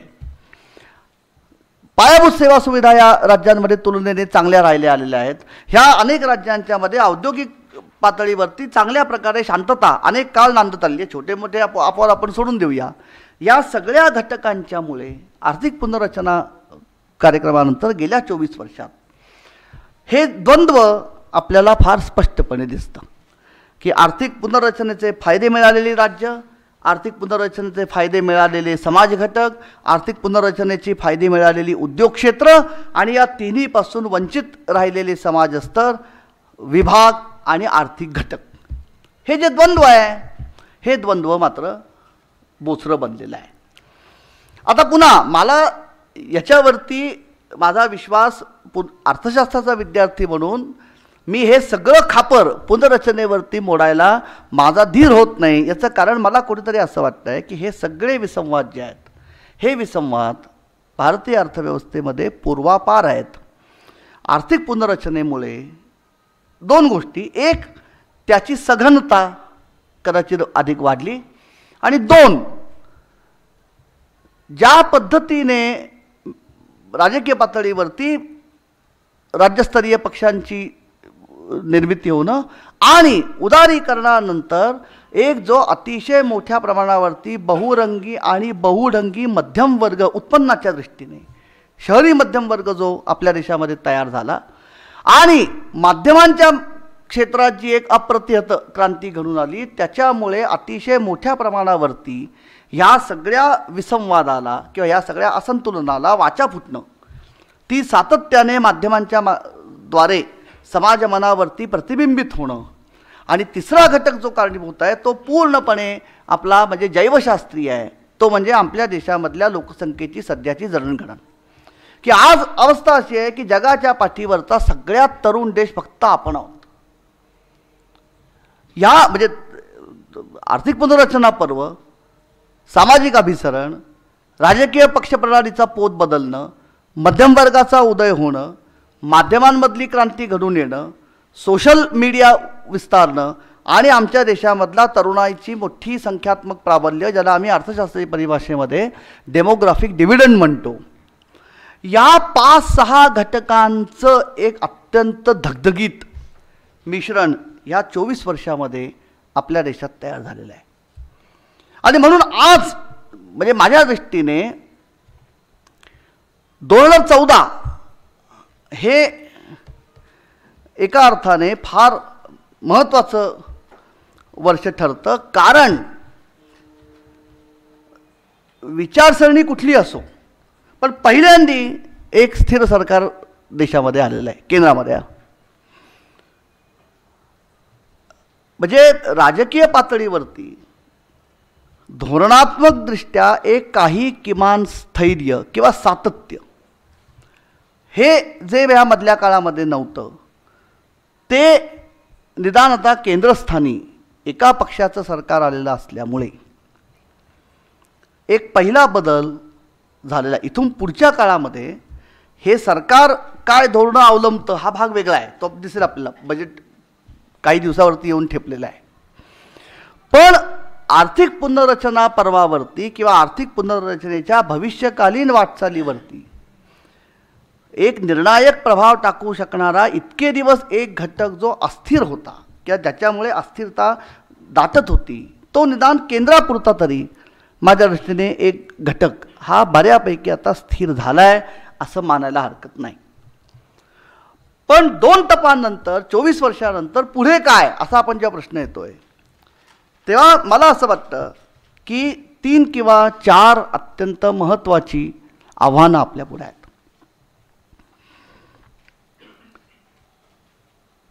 त्यातली बहुतांश आव्हानं ही या गेल्या 24 वर्षाच्या वाटचालीचं फलनिष्पत्ती आहे. आणि एक आव्हान मात्र नवीन सरकारने निर्माण केलेल्या एका नवीन बदलामुळे आहे, ते म्हणजे प्लॅनिंग कमिशन हे बरखास्त होणं. अगदी खरं सांगायचं तर ह्याचे परिणाम नेमके काय होतील हे अजून कुणालाही माहीत नाही आहे किंवा कुणाला नीट कळलेलं पण नाही आहे. आणि याचं कारण असं आहे की नीती आयोग नावाची जी नवीन संस्थात्मक यंत्रणा आता कार्यरत बनू पाहतीये ती नेमकी कशा पद्धतीने कार्यरत होणार आहे, तिचं मॅन्डेट काय असणार आहे, केंद्र सरकारचं वित्त खातं आणि नीती आयोग यांच्यामध्ये नेमकी कामाची विभागणी कशी होणार आहे. कारण त्या मनाने आमच्याकडे हा जो फायनान्स कमिशन आहे, वित्त आयोगाची संकल्पना जी आहे तिचं कार्यक्षेत्र हे बऱ्यापैकी अत्यंत स्पष्टपणे निर्देशित केलेलं आहे का मुळामध्ये वित्त आयोग ही घटनादत्त संस्था आहे. नीती आयोगाच्या बाबतीमध्ये किंवा प्लॅनिंग कमिशनच्या बाबतीमध्ये तोही प्रश्न नव्हता. त्यामुळे काल ज्या म्हणजे 8 तारखेला जी प्लॅनिंग कमिशनची या नवीन नीती आयोगाची जी पहिली बैठक झाली की ज्याच्यामध्ये आता सगळ्या राज्यांचे मुख्यमंत्री हे आता त्या नीती आयोगाचे सदस्य बनलेले आहेत आणि ज्या पद्धतीचे वक्तव्य देशातल्या ह्या मुख्य नेतृत्वाकडनं केली जात आहेत की संघराज्यीय पद्धतीमध्ये आता एक चांगल्या प्रकारची निकोप स्पर्धा विकासाच्या बाबतीमध्ये राज्यांच्यामध्ये निर्माण व्हावी याबद्दल मला व्यक्तिशः शंका आहेत. कारण मुळामध्ये आमच्याकडे तफावत भरपूर आहे आणि ही तफावत ही मूलतः नैसर्गिक साधनसामग्रीची उपलब्धता आणि वाटप, प्रशासनाचं कौशल्य आणि प्रशासनाची गुणवत्ता, त्या भागामध्ये गेल्या 60 वर्षामध्ये झालेला भौतिक पायाभूत सेवा सुविधांचा विस्तार, त्यांची असणारी गुणात्मक पातळी, त्यांचा दर्जा, त्यांची कार्यक्षमता, त्यांची उत्पादकता या सगळ्या बाबतीमध्ये असणारी प्रचंड तफावत, ज्या पद्धतीने स्थलांतरण देशांतर्गत मोठ्या पद्धतीने वाढत आहे, ज्या पद्धतीने नागरीकरणाचं अतिशय विषम केंद्रीकरण आपल्या अर्थव्यवस्थेमध्ये किंवा राज्यांच्यामध्ये होत आहे, ज्या पद्धतीने तंत्रज्ञान बदलत आहे, ज्या पद्धतीने म्हणजे पुनर्रचनेनंतर आंतरराष्ट्रीय बाजारपेठेमध्ये असणाऱ्या स्पर्धेचा जो मुकाबला भारतामधल्या कॉर्पोरेट विश्वाला करायला लागतोय, त्यामुळे इथल्या उत्पादन व्यवस्थेचा ढाचा ज्या पद्धतीने बदलतोय, त्यामुळे मोठे उद्योग आणि लघु उद्योग यांच्यामधल्या नात्याचा पोत ज्या पद्धतीने बदलतोय, हे सगळं बघता अशी राज्यांच्या मधली स्पर्धा ही खरोखर निकोप राहील का हे माहीत नाही. आता हे बोलणं फार आता प्रीमॅच्युअर आहे कारण अजून हे कशाला पत्ता नाही आहे. पण हा भाग जर आपण सोडला, घटकावर बाजूला ठेवला, तर मी म्हटल्याप्रमाणे आपल्यासमोर 2 ते 3 फार महत्त्वाचे प्रश्न राहतात पुढच्या काळामध्ये. पहिला प्रश्न जो आहे तो निर्विवादपणे आपण शेतीचं काय करायचं आहे. आणि मला अत्यंत मी नम्रपणे सांगतो, मला वाटत नाही याच्याबद्दल कुणाहीकडे काही उत्तर आहे म्हणून. आणि याचं कारण असं आहे की मुळामध्ये सगळे आम्ही चर्चा अशी करतो की आर्थिक सुधारणांचा पहिला किंवा आर्थिक पुनर्रचनेचा पहिला टप्पा झाला, आता आपल्याला दुसऱ्या टप्प्याकरता सिद्ध व्हायचं आहे. सेकंड जनरेशन रिफॉर्म्स ही एक मधनं कोणी बोलत असतं. हे सेकंड जनरेशन रिफॉर्म्स जे आहेत, या सेकंड जनरेशन रिफॉर्म्सचा ढाचा किंवा तोंडावळा काय असावा याच्याबद्दल आपल्याकडे कुठेही अजून फार चरवण झाला आहे असं मला तरी दिसत नाही. म्हणजे माझ्या मर्यादा मान्य करूनसुद्धा म्हणजे कुठेतरी मला असं वाटतं आहे की 91 सारखेच आपण 2015मध्ये राहिलो आहे का पुन्हा, की 91मध्ये जागतिक परिस्थितीमुळे आमच्यावरती पुनर्रचना येऊन आदळली, त्यामुळे काहीतरी आम्हाला करणं भाग होतं. 2015मध्ये पण आपण तसंच आहे का? कारण मुळामध्ये आज आमच्या देशाची परिस्थिती अशी आहे की शेतीचं चित्र खरोखर म्हणजे एका फार म्हणजे संरचनात्मक स्ट्रक्चरल घुसळणीमधनं शेती जाते का? कारण आकडेवारी, सरकारी आकडेवारी जी सांगते त्या आकडेवारी प्रमाणे देशातल्या 80% शेतकऱ्यांकडे हे 2 हेक्टरपेक्षा कमी क्षेत्र आहे, म्हणजे जेमतेम 10 एकर क्षेत्र आहे.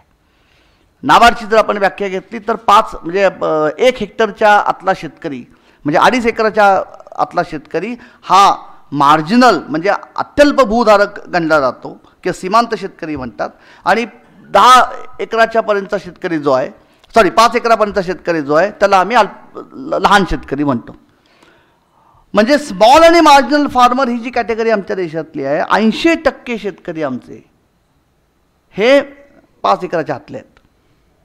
देशाच्या पातळीवरती सिंचनाचा जर आपण विचार केला तर सरासरी सिंचनाची पातळी 46% आसपास आहे. राज्यात तुफान फरक आहे. पंजाबमध्ये 90% आसपास सिंचन आहे. आता त्या सिंचनाचे सुद्धा दुष्परिणाम पंजाब हरियाणामध्ये दिसायला लागलेले आहेत. महाराष्ट्रामध्ये कुणालाच माहीत नाही नेमकं सिंचन किती आहे. कारण आपण जर नाही, हे मी खरं म्हणजे मी तुम्हाला हसवण्याकरता म्हणत नाही. आपण जर आता बजेट महाराष्ट्राचं येईल, अर्थसंकल्पाच्या आदल्या दिवशी जो आर्थिक सर्वेक्षण अहवाल विधानसभेच्या पटलावरती ठेवला जातो, हा सिंचन घोटाळ्याचं जे काही झालं तेव्हापासून राज्यामध्ये लागवडीखाली असणाऱ्या क्षेत्राची सिंचनाखाली असणाऱ्या क्षेत्राची लागवडीखाली असणाऱ्या एकूण क्षेत्राची टक्केवारी किती 2011 नंतर उपलब्ध नाही म्हणून तिथे डॅश मारलेला आहे. ही जी तफावत आहे म्हणजे देशाच्या पातळीवरती 80% शेतकरी आमचा 5%च्या आसपास आहे. 46% क्षेत्र फक्त सिंचनाखाली आहे. याचा अर्थ उरलेलं 54% क्षेत्र हे सिंचनापासून वंचित आहे. म्हणजे एकतर अत्यल्प भूधारक किंवा लहान शेतकऱ्यांची प्रचंड मोठी भाऊगर्दी, त्याच्यापैकी निम्म क्षेत्र हे पूर्णपणे पावसावरती अवलंबून. याचा परिणाम आपण जर आकडेवारी अलीकडच्या काळामध्ये बघितली तर अलीकडच्या काळामध्ये संपूर्ण आमच्या भारतामधल्या ग्रामीण भागामधल्या रोजगाराचा आकृतिबंध हा झपाट्याने बदलतोय. मी एक फक्त तुम्हाला महाराष्ट्राचं उदाहरण देतो पुढे थांबतो. एक 10 मिनिटं आहेत ना. महाराष्ट्रामध्ये मित्र आपण जर आकडेवारी बघितली, ही सगळी आकडेवारी मी सांगतो इकॉनॉमिक सर्वेमधली उपलब्ध आहे. महाराष्ट्रामध्ये आमच्या 1971च्या आकडेवारीप्रमाणे राज्यामध्ये जेवढी शेतकरी कुटुंब आहेत त्या शेतकरी कुटुंबांकडे 1971 मध्ये सरासरीने धारण क्षेत्र हे 4 हेक्टर होतं. मी त्यामुळे 10 एकरच्या आसपास होतं. 2007ची जी आकडेवारी आलेली आहे त्याच्याप्रमाणे राज्यामधले जी शेतकरी कुटुंब आहेत त्यांच्याकडचं क्षेत्र सरासरी क्षेत्राचा आकारमान हे 1.5 हेक्टरच्या पेक्षा सुद्धा खाली घसरलेलं आहे. आमच्या राज्याचं जर आता 2011ची आपण जर आकडेवारी बघितली तर 2011च्या जनगणनेप्रमाणे महाराष्ट्रामध्ये शेतकरी आणि शेतमजूर अशा दोन्ही रूपांनी फक्त शेतीवरती ज्यांची उपजीविका अवलंबून आहे अशा मुख्य श्रमिकांचं की अशा श्रमिकांचं राज्यातल्या एकूण श्रमिकांशी असणारं प्रमाण आजही 45%च्या आसपास आहे. देशपातळीवरती हे प्रमाण जवळपास 52% आहे. म्हणजे 46% क्षेत्राला सिंचनाची हमी आहे. 52% श्रमिक हे आजही शेतकरी आणि शेतमजूर या नात्याने शेतीवरती अवलंबून आहेत. आणि ह्या सगळ्या विषमचित्राचा एक परिणाम म्हणून की एकीकडे शेतीचं क्षेत्र आकर्षत आहे, शेतीवरती असणारा मनुष्यबळाचा भार अजून तितकाच आहे, सिंचनाची प्रगती अजूनही आमची बऱ्यापैकी गोठलेली आहे. दुसरीकडे हवामानीय बदलांच्यामुळे दरवर्षीचं आमचं पावसाचं चक्र जे आहे ते अनियमित बनत चाललेलं आहे. संघटित क्षेत्रामध्ये रोजगार निर्मिती होत नाही आहे. असंघटित क्षेत्रामध्ये रोजगार मिळत आहेत पण ते निकृष्ट दर्जाचे आहेत. म्हणजे आमच्या पुण्यामध्ये आपण झालो तर पुण्यामध्ये हिंजवडीला तुम्ही जर IT पार्कमध्ये काम करत असाल तर तुम्हाला महिन्याला 2.5 लाख रुपये पगार आहे. आणि त्या IT पार्कमध्ये कामाला नेण्यासाठी तुम्हाला समजा तुम्ही जर नगर रोडला किंवा खराडीला राहत असाल आणि तुम्हाला हिंजवडीला जायचं असेल म्हणजे जवळपास एक 20-22 किलोमीटरचं अंतर आहे, तुम्हाला नेणारी जी कॅब आहे त्या टॅक्सीवरती काम करणारा जो माणूस आहे त्याला 3,000 रुपये पगार आहे. आणि ही सगळी स्थलांतरित आहेत. हे जे चित्र आहे की एकीकडे शेती अक्षम बनते, सिंचन गोठलेलं आहे, दर शेतीवरचा मनुष्यबळाचा भार कमी होत नाही आहे, असंघटित क्षेत्रामध्ये रोजगार निर्मिती होत नाही आहे. असंघटित क्षेत्रामध्येच फक्त रोजगार निर्मिती होते पण तो निकृष्ट दर्जाचा रोजगार आहे. संघटित क्षेत्रामध्ये रोजगार निर्मिती होत नाही आहे. पर्यायाने शेती परवडत नाही, शहरामधल्या उद्योगांमध्ये नोकरी मिळत नाही. म्हणजे आई खाऊ घालेना आणि बाप भीक मागू देना ह्या अवस्थेमधली जी आपली मोठी तरुणाई आहे हिचं आपण काय करायचं, हा माझ्या दृष्टीने एक विद्यार्थी एक सामान्य नागरिक म्हणून मी तुम्हाला एक अत्यंत करुण प्रसंग सांगतो. मी तो कधी विसरणार. मी काही काळ लोकसत्तामध्ये होतो, 2-2.5 वर्ष मी लोकसत्तामध्ये होतो. 2002-03ची वेळ आहे, काळ आहे. त्याचवेळी मी मगाशी जो म्हटलो तो अहलुवालिया कमिशन म्हणजे अभ्यास गटाचा रिपोर्ट आला होता आणि वर्तमानपत्रीय जबाबदारीचा भाग म्हणून त्याच्यावरती मी आपलं एक काहीतरी टिपण तेव्हा लिहिलं होतं. ते टिपण लिहिल्यानंतर दुसऱ्या दिवशी मी सकाळी ऑफिसमध्ये होतो आणि मी थोडं कामाला लवकर गेलो होतो म्हणून 10 साडे एकदम फोन वाजला. साधारणपणे वर्तमानपत्रामध्ये झुंजू मुंजू दुपारी 3 नंतर होतं. त्यामुळे सकाळी 10 वाजता कोणाचा फोन आला म्हणून मी फोन घेतला. पलीकडे अगदी तरुण एक 27-28 वर्षाचा माणूस. तो म्हणला मी असा त्याने नाव नाही सांगितलं मला. तो म्हणला मी तुमच्या शेजारी, कारण तेव्हा आमच्या लोकसत्ताचं ऑफिस लालबागला होतं. तो म्हणला मी शिवडीला राहतो. मला म्हणलं तुमच्या आजच्या याच्यात तुम्हीच लिहिलं आहेत ना. म्हटलं हो मी लिहिलं आहे. तो मला म्हणलं साहेब सर मी काय करू. मला त्याचा खरंच प्रश्न नाही कळला. मी म्हटलं मला सॉरी, मला कळलं नाही आपल्याला काय हवं आहे. तो म्हणला सर माझं वय 28 आहे. माझे वडील रिटायर झालेत. मला नोकरी नाही आहे. मी गेली 4 वर्ष नोकरी शोधतोय, मला नोकरी मिळत नाही आहे. मला नोकरी मिळत नाही म्हणून माझं अजून लग्न होत नाही आहे. आणि माझं लग्न होत नाही म्हणून माझ्या खालच्या 3 बहिणींची लग्न अजून झाली. मी काय करू. माझ्याकडे उत्तर नव्हतं. आणि मला असंही वाटत नाही की आजही ते कोणाकडे उत्तर आहे. कारण दुर्दैवाने मी तुमच्याशी अत्यंत प्रामाणिकपणे बोलतोय, अगदी वाईट आज आमच्याकडचं सगळ्यात मोठं पुढचं आव्हान जे आहे ते आव्हान म्हणजे की अत्यंत निकृष्ट प्रकारचं उच्च शिक्षण आपण देतो आहोत. मी अत्यंत जबाबदारीने बोलतोय कारण मी रोज त्याचा अनुभव घेतोय. आपण सगळे त्या क्षेत्रातले लोक आहात. आज खरोखर अवस्था अशी आहे की 120 कोटी आमच्याकडे लोक आहेत, पण चांगलं मनुष्यबळच मिळत नाही कुठे. आज म्हणजे प्रोफेसरपासून प्लंबरपर्यंत सगळीकडे वानवा चांगल्या मनुष्यबळाची आहे. कारण पदवी आहे पण ज्ञान नाही, सर्टिफिकेट आहे पण कौशल्य नाही. मी तुमच्याशी ते आपण सगळे म्हणजे तळमळीने बोलतोय म्हणून मला काही अलीकडच्या काळामध्ये राज्याच्या वेगवेगळ्या भागांमधल्या चांगल्या दर्जाच्या वक्तृत्व स्पर्धांना परीक्षक म्हणून लोकांनी बोलवलं होतं. एक टक्कल पडल्याचे काही गैरफायदे असतात, त्यातला हा एक आहे.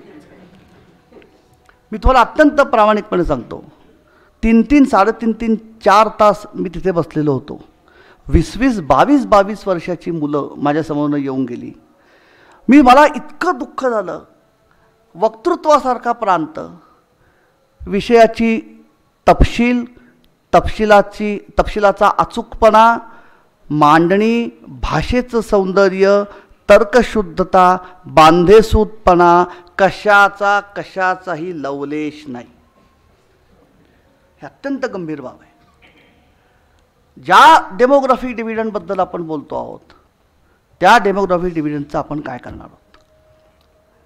अहवाल ह्या 2 टास्क फोर्स जे होते त्या 2 टास्क फोर्सनी हा मुद्दा आणि हा माझ्यासमोरचा माझ्या दृष्टीने अत्यंत जटिल आणि केवळ आर्थिक नाही हा सामाजिक प्रश्न आहे.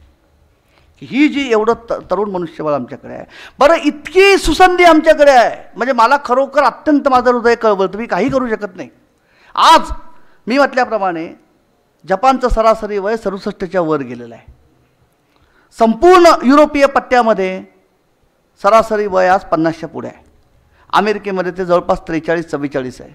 ज्या डेमोग्राफिक डिव्हिडंड संपूर्ण 80 आणि 90चं दशक चीन त्या अवस्थेमधनं गेला, आज चीनचं सरासरी वय 39 आहे. म्हणजे पुढच्या 20 वर्षामध्ये खरोखर संपूर्ण जगाला चांगल्या तरुण मनुष्यबळाचा पुरवठा करण्याची क्षमता केवळ आपल्याकडे असणार आहे. कारण आमच्याकडे तरुण माणसं एवढी आहेत. पण ह्यांना जर काही येतच नसेल तर करायचं काय. हा अत्यंत गंभीर प्रश्न आहे. आणि ह्याच्याबद्दल मला वाईट असं वाटतं की हा दोष ह्या मुलांचा नाही आहे. ती शिकायला तयार आहेत. मी तुम्हाला पुन्हा माझ्या अनुभवावरून सांगतो. मी इथे आता सरांनी मला इंगोले सरांनी इथे काँग्रेस कॉलेजमध्ये चक्कर मारली. आपल्याकडे MPSCचं सेंटर आहे. गेले 8 वर्ष मी अनेक मुलांना MPSC शिकवतो आहे. मी आपल्याला खरोखर सांगतो 4-4, 4.5 तास मुलं बसून असतात आणि कुणी हू नाही की चू नाही किंवा जांभईसुद्धा कोणाला येत नाही. का? मुलांना चांगलं शिकण्याची हौस आहे, इच्छा आहे. माझे कित्येक प्राध्यापक मित्र असे आहेत जे सर्रासपणे शिक्का मारतात की नाही हल्लीच्या मुलांना शिकायची इच्छा नाही आहे. थोतांडे. मुलांना शिकण्याची इच्छा आहे. आम्ही त्यांना चांगलं शिकवायला कमी पडतो आहे. हे जे मनुष्यबळ आहे या मनुष्यबळाचं आपण काय करणार आहोत. त्यामुळे आणि हे म्हणजे हा खरा अगदी वेगळा विषय. मी खरं मला तुमच्याशी खूप बोलायचं होतं कारण शेजारच्या जालना जिल्ह्यामध्ये गेले 3 वर्ष मी येत होतो रोज. जालन्याचं जे मॉडेल आहे तुमचं उद्योगाचं, हे महाराष्ट्रातलं एकमेव द्वितीय आहे. काहीही नाही आहे जालन्यामध्ये. आम्ही पुस्तकाची झापडबंद पद्धतीने जी अभ्यास करतो की उद्योग स्थापन व्हायचे असतील तर काय लागतं, उत्तम रस्ते लागतात, मॅनपॉवर पाहिजे, दिवे 24 तास पाहिजेत, काहीही नाही जालन्यामध्ये. दुष्काळी भाग आहे. गेल्या वर्षी जालन्याची अवस्था आपण बघितलेली आहे. पण आज 3-3.5 स्क्वेअर किलोमीटरचा तो जो सगळा स्टील उद्योगाचा पट्टा आहे, वर्षाची 7,000 कोटीची उलाढाल तिथे होती. हे कुठून आलं? हे सगळं स्थानिक उद्योजकतेमधून आलेलं आहे. हे कसं आलं? कुठून आली ही उद्योजकता? मला बोलायचं आहे आपल्याशी एवढंच की ह्या पद्धतीने आपण विचार जर करत नसू तर ह्या तरुण मनुष्यबळाचं आपण काय करणार आहोत? त्यामुळे अतिशय मोठ्या प्रमाणावरती चांगल्या प्रकारचे मोठे उद्योग निर्माण होणं, त्या मला म्हणजे मुद्दा जो मांडायचा होता हा, या सगळ्या उद्योगांना आज, आणि ही केवळ पुण्यातली परिस्थिती नाही, औरंगाबादमध्ये परिस्थिती तीच आहे. आज लघु उद्योगांपासून मोठ्या उद्योगांपर्यंत सगळ्या उद्योगांना वानवा जर कशाची भासर असेल तर ती चांगल्या मनुष्यबळाची वानवा आहे.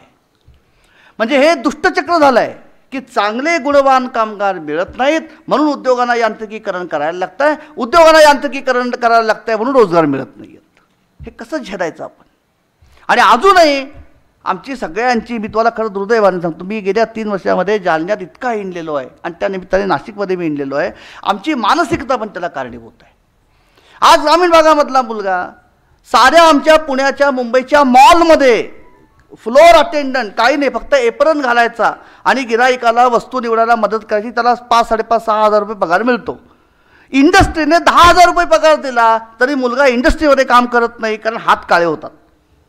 हा मी डेटा गोळा केलेला आहे, मी कल्पनेने सांगत नाही. इंडस्ट्री छोट्या उद्योगांपासून मोठ्या उद्योगांपर्यंत सगळ्यांचा उल्लेख आहे की सर आमच्या भागामधली मुलं कामं करायला तयार नाहीत. ते पुण्याला येतील, फ्लोअरवरती मॉलमध्ये उभे राहतील. का? कारण काम स्वच्छ आहे आणि AC आहे. एक लक्षात घ्या, मी हसत नाही आहे. मला वाईट काय वाटतं आहे, सर्वसामान्य माणसांची अपेक्षेची पातळी वाढलेली आहे. त्या तुलनेमध्ये आम्ही कमी पडतो आहे. म्हणून शेतीचं आपण काय करणार आहोत? संघटित क्षेत्रामध्ये उद्योग वाढत आहेत, उद्योगांमध्ये रोजगार वाढत नाही आहे. उद्योगांमध्ये रोजगार वाढत नाही कारण आमच्याकडे चांगलं तंत्रशिक्षित कुशल मनुष्यबळ नाही आहे. आजही तुम्ही बघा, बजेट काढून बघा, फालतू काहीतरी 2-2.5 कोटीची तरतूद आम्ही कौशल्य शिक्षणाकरता करतो. सगळी आमची ग्रामीण भागातली, पुण्यातली आमची ITI काढून बघा, सगळ्या ITIकडे आमच्या दुर्लक्ष आहे. आज आमच्या भारतामध्ये वाहन उद्योग, तयार कपड्याचा उद्योग आणि माहिती तंत्र म्हणजे IT, या 3 उद्योगांनी स्वतःला पाहिजे तसं दर्जेदार मनुष्यबळ निर्माण करण्यासाठी स्वतःच्या आता प्रशिक्षण संस्था स्थापन करायला सुरुवात केलेली आहे. कारण त्यांना प्रस्थापित शिक्षण संस्थांमधून चांगलं मनुष्यबळ मिळत नाही आहे. सगळीकडे ही अवस्था आहे. त्यामुळे तिसरं आव्हान हे आहे. आणि चौथं आव्हान जे आहे ते माझ्या दृष्टीने आमचं अत्यंत अनैतिक बनलेलं प्रशासन हा आहे. हे मी अत्यंत जबाबदारीने पुन्हा बोलतो आहे, कारण आत्ता परवा यांनी मला अभयरत्नांनी ते पुस्तक माझ्याकडे मागितलं होतं. विमल जालान यांनी संपादन केलेलं पुस्तक आलं आहे की अर्थकारण किंवा राजकारण हे अर्थकारणावरती मात कशी करतं. त्या सगळ्या लेखांचा निष्कर्ष विमल जालान यांनी त्यांच्या संपादकीयामध्ये असा लिहिलेला आहे की आज आमच्या विकासाच्या प्रक्रियेमधली सगळ्यात महत्त्वाची धोंड जर कुठली असेल तर ती धोंड हे निबर झालेलं प्रशासन ही आहे. आणि मित्रांनो, मला खरंच वाईट असं वाटतं, एक बिचारा सज्जन माणूस चुकून माकून राजकारणामध्ये आला, त्याचं नाव मनमोहन सिंग. 2004 साली त्यांनी सत्ता हाती घेतल्यानंतर आपण त्यांची सगळी भाषणं वाचा. पहिले 3 वर्ष डॉक्टर मनमोहन सिंग सगळ्या व्यासपीठावरनं एकच गोष्ट सांगत होते की आम्हाला आमची डिलिव्हरी मेकॅनिझम सुधारायला पाहिजे. डिलिव्हरी मेकॅनिझम सुधारणं याचा अर्थ सरकार नावाच्या यंत्रणेच्या माध्यमातून ज्या ज्या सेवा सुविधा सर्वसामान्य माणसाला दिल्या जातात त्यांची डिलिव्हरी आणि त्यांचा दर्जा सुधारणं म्हणजे प्रशासन सुधारणं. माझ्या दृष्टीने पुनर्रचनेनंतरच्या ह्या 23-24 वर्षामध्ये हे युत्या आघाड्यांचं जे राजकारण आलं त्याचा सगळ्यात मोठा परिणाम हा प्रशासनावरती झालेला आहे. ही म्हणजे मी इथे सगळ्या पॉलिटिकल सायंटिस्टची क्षमा मागून मी हे वाक्य म्हणतो की युत्या आघाड्यांच्या राजकारणामुळे भारतामधली लोकशाही समृद्ध आणि परिपक्व किंवा बलिष्ठ झालेली असेल, पण त्याची अर्थकारणामधली किंमत आम्ही फार मोठी मोजतो आहोत. कारण प्रशासनाचा दर्जा, प्रशासनाची गुणवत्ता, प्रशासनाची बांधिलकी ही ह्या मधल्या काळामध्ये गव्हर्नन्स जो ज्याला आम्ही म्हणतो, हा गव्हर्नन्स हा आमचा अत्यंत मोठ्या प्रमाणामध्ये माझ्या दृष्टीने ढासळलेला आहे. आणि म्हणून शेवटी पुनर्रचनेमध्ये सरकारचा आणि बाजारपेठेचा नेमका रोल काय असेल हा जितका कळीचा मुद्दा आहे, तितकाच कळीचा मुद्दा सरकार आमचं किती कार्यक्षम पद्धतीने काम करताय हाही राहणार आहे. आणि ही सरकारची कार्यक्षमता ही राजकीय इच्छाशक्ती इतकीच प्रशासनाच्या गुणवत्तेवरती अवलंबून आहे. आणि म्हणून माझ्या दृष्टीने चौथं आव्हान आपल्यासमोरचं जे आहे की हे संपूर्ण प्रशासन हे कसं आपण गतिमान बनवायचं, हा मला अजिबातच हा उत्तर माहीत नाही. आणि सगळ्यात शेवटचा मुद्दा जो आहे तो म्हणून मी थांबणार आहे, त्याचा संबंध आपल्या सगळ्यांशी एक नागरिक म्हणून आहे. आणि तो मी अत्यंत स्पष्टपणे म्हणणार आहे की आमच्या संपूर्ण समाजामधली अनैतिकता अतिशय वाढलेली आहे. आर्थिक पुनर्रचनेची फळं किंवा जे काही अपेक्षित परिणाम आहेत ते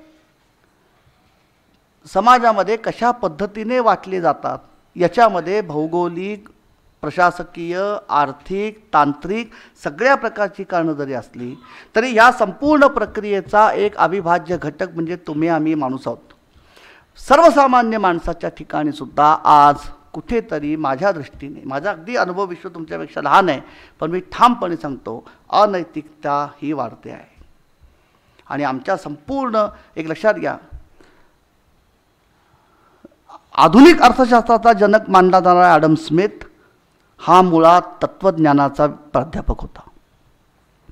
1776 मध्ये त्याचं जे वेल्थ ऑफ नेशन्स हे पुस्तक आलं, जे आधुनिक अर्थशास्त्राचा आम्ही पाया मानतो, त्याच्या आधी 17 वर्ष स्मिथचं पुस्तक आलं आहे जे कुणीही वाचत नाही, ते म्हणजे थिअरी ऑफ मॉरल सेंटिमेंट्स. आणि मुळामध्ये माणूस नैतिकदृष्ट्या कसा वागतो आणि त्याच्या नैतिक अनैतिक वागण्यामधनं समाज नावाचा एक समूह कसा कार्यप्रधान बनतो आणि मग त्या समाजामध्ये उत्पन्नाचं, मालमत्तेचं, विकासाचं वाटप कसं होतं हे शोधण्याकरता मुळात माणसाची विचार करण्याची प्रकृती ही कशी असते हे शोधायला ॲडम स्मिथ गेला. आणि त्यातनं पहिलं पुस्तक त्याचं थिअरी ऑफ मॉरल सेंटिमेंट्स आलं. आणि मग ते करता करता ॲडम स्मिथच्या लक्षामध्ये असलं की ही समाजामधली एकूण उत्पादनाची, वितरणाची, विभाजनाची व्यवस्था जर सुविहितपणे नांदायची असेल तर काही किमान नीतिमत्ता ही त्याला पाळायला लागते. म्हणून त्या थिअरी ऑफ मॉरल सेंटिमेंट नंतर तो वेल्थ ऑफ नेशन्स लिहायला गेला आहे. कुठेतरी आमच्या अर्थकारणाचा पाया हा आमच्या नैतिकतेशी निगडीत आहे, ही बाब कुठेतरी आपण विसरतो आहोत. प्रशासनाची गुणवत्ता ढासळण्यामध्ये माझ्या दृष्टीने आपलाही सहभाग आहे. तुम्ही आमच्या पुण्याला येऊन बघा, चालणं अशक्य आहे पुण्यावरनं चालणं. का? कारण कोणीही सिग्नल पाळत नाही. हे अनैतिक नाही आहे का? काय झालं आहे, तुमच्या माझ्यासारख्या मध्यमवर्गीय माणसाने ना भ्रष्टाचाराची फार सोपी व्याख्या केलेली आहे की आम्ही उघड उघड पैसे खात नाही ना म्हणून आम्ही स्वच्छ आहोत. भ्रष्ट आचार हा आमच्या प्रत्येक गोष्टीमधून दिसतो. ही माझ्या दृष्टीने सगळ्यात मोठी आणि अकारण आम्ही याला स्पर्धेच्या अर्थकारणाचा मुलामा चढवलेला आहे. स्पर्धा ही स्वरूपतः बेकायदेशीर किंवा अनैतिक प्रवृत्तीला खतपणे घालणारे असते, ही धारणा चुकीची आहे. अनिर्बंध स्वातंत्र्य हे जसं धोकादायक आहे, तशी कोणत्याही प्रकारच्या निरंकुश अशी स्पर्धा ही इव्हन अर्थशास्त्राने सुद्धा प्रमाण मानलेली नाही. म्हणून पुनर्रचना पर्वात सुद्धा सरकार किंवा शासन नावाच्या संस्थेची भूमिका ही अतिशय महत्त्वाची आहे. इंग्रजीमध्ये इंटरव्हेन्शन आणि इंटरफिअरन्स ह्या दोन वेगळ्या संज्ञा आहेत आणि वेगळ्या संकल्पना आहेत. अर्थशास्त्र बाजारपेठेमध्ये सरकारचा इंटरफिअरन्स अनावश्यक नको म्हणते. इंटरव्हेन्शन कधीही अर्थकारणाने, बाजारपेठी अर्थकारणाने सुद्धा नाकारलेलं नाही. किंबहुना मी हा फक्त शेवटचा मुद्दा मानतो थांबतो.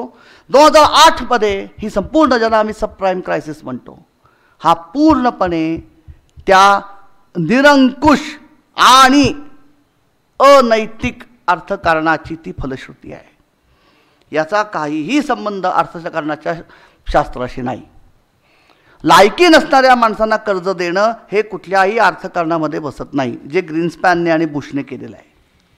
म्हणून माझ्या दृष्टीने जी काही 24 वर्षामध्ये आम्ही कमाई केलेली आहे, तिचे जे काही भलेबुरे परिणाम आहेत ते तपासणं, त्याच्यासाठी मी म्हटल्याप्रमाणे आपल्यासारखे असे अभ्यास गट हे ठिकठिकाणी कार्यरत बनणं. ह्या लोकशाहीमध्ये एक लक्षात घेऊया आपण, कुठलीही गोष्ट ताबडतोब होत नाही. कारण शेवटी आपल्याला आपला एक दबाव गट तयार करणं भाग आहे. पण त्याच्यासाठी स्थानीय पातळीवरती वेगवेगळ्या विषयांवरती चिंतन होणं, मंथन होणं, त्याच्याकरता आवश्यक ती आकडेवारी गोळा केली जाणं, ती आपापल्या पातळीवरती तिचं विश्लेषण होणं, ही प्रक्रिया जितकी सजग आणि जितकी ताकदवान बनेल तितकी माझ्या अंदाजाने एकूण आमच्या धोरण प्रक्रियेमधला आपला नागरिक म्हणून असणारा सहभाग जो आहे तो अधिक अर्थपूर्ण बनेल. काय होतं आहे, आजही आपण सगळे लोक उठतात की नाही आम्हाला आता पार्टिसिपेटरी डेव्हलपमेंट हवी आहे, म्हणजे सहभागात्मक विकास. दुर्दैवाने आम्ही कोणीही विचार करत नाही की असा अर्थपूर्ण सहभाग देण्याकरता आम्हाला सक्षम बनवलं आहे का. या ठिकाणी हे जे प्रगत अध्ययन संशोधन केंद्र आपण मांडलेलं आहे, मला असं वाटतं त्याचा हेतू आपला हा आहे की आम्हाला चांगल्या अर्थाने विकासाच्या प्रक्रियेमध्ये भागीदार बनायचं असेल तर आम्हाला आमची स्वतःचं आर्थिक साक्षरता किंवा स्वतःचं सक्षमीकरण घडवायला लागेल. आणि ते सक्षमीकरण घडवायचं असेल तर स्थानिक पातळीवरती विश्लेषक बुद्धीने माहिती गोळा करणं, चर्विचर्वण करणं, विश्लेषण करणं, निष्कर्ष मांडणं आणि ते निष्कर्ष मीडियामधून सतत मांडत राहणं, पाठपुरावा करत राहणं, याला आपल्या लोकशाही व्यवस्थेमध्ये पर्याय नाही. ते करण्याची प्रक्रिया या प्रगत अध्ययन संशोधन केंद्रामधनं आपण सुरू करतो आहे, याचा मला अत्यंत आनंद आहे. आणि मी पुन्हा अत्यंत स्पष्टपणे सांगतो, मी म्हटल्याप्रमाणे हे सगळं मी वास्तविक तुमच्यासमोर बोललेलो आहे. कुरूंदकरांसारखी मूलगामी बुद्धी माझ्याकडे नाही, तरीसुद्धा त्यांच्या नावाने सुरू केलेल्या या व्यासपीठावरती बोलवून आपण माझा बहुमान केलात, याबद्दल मी आपला अत्यंत ऋणी आहे. धन्यवाद.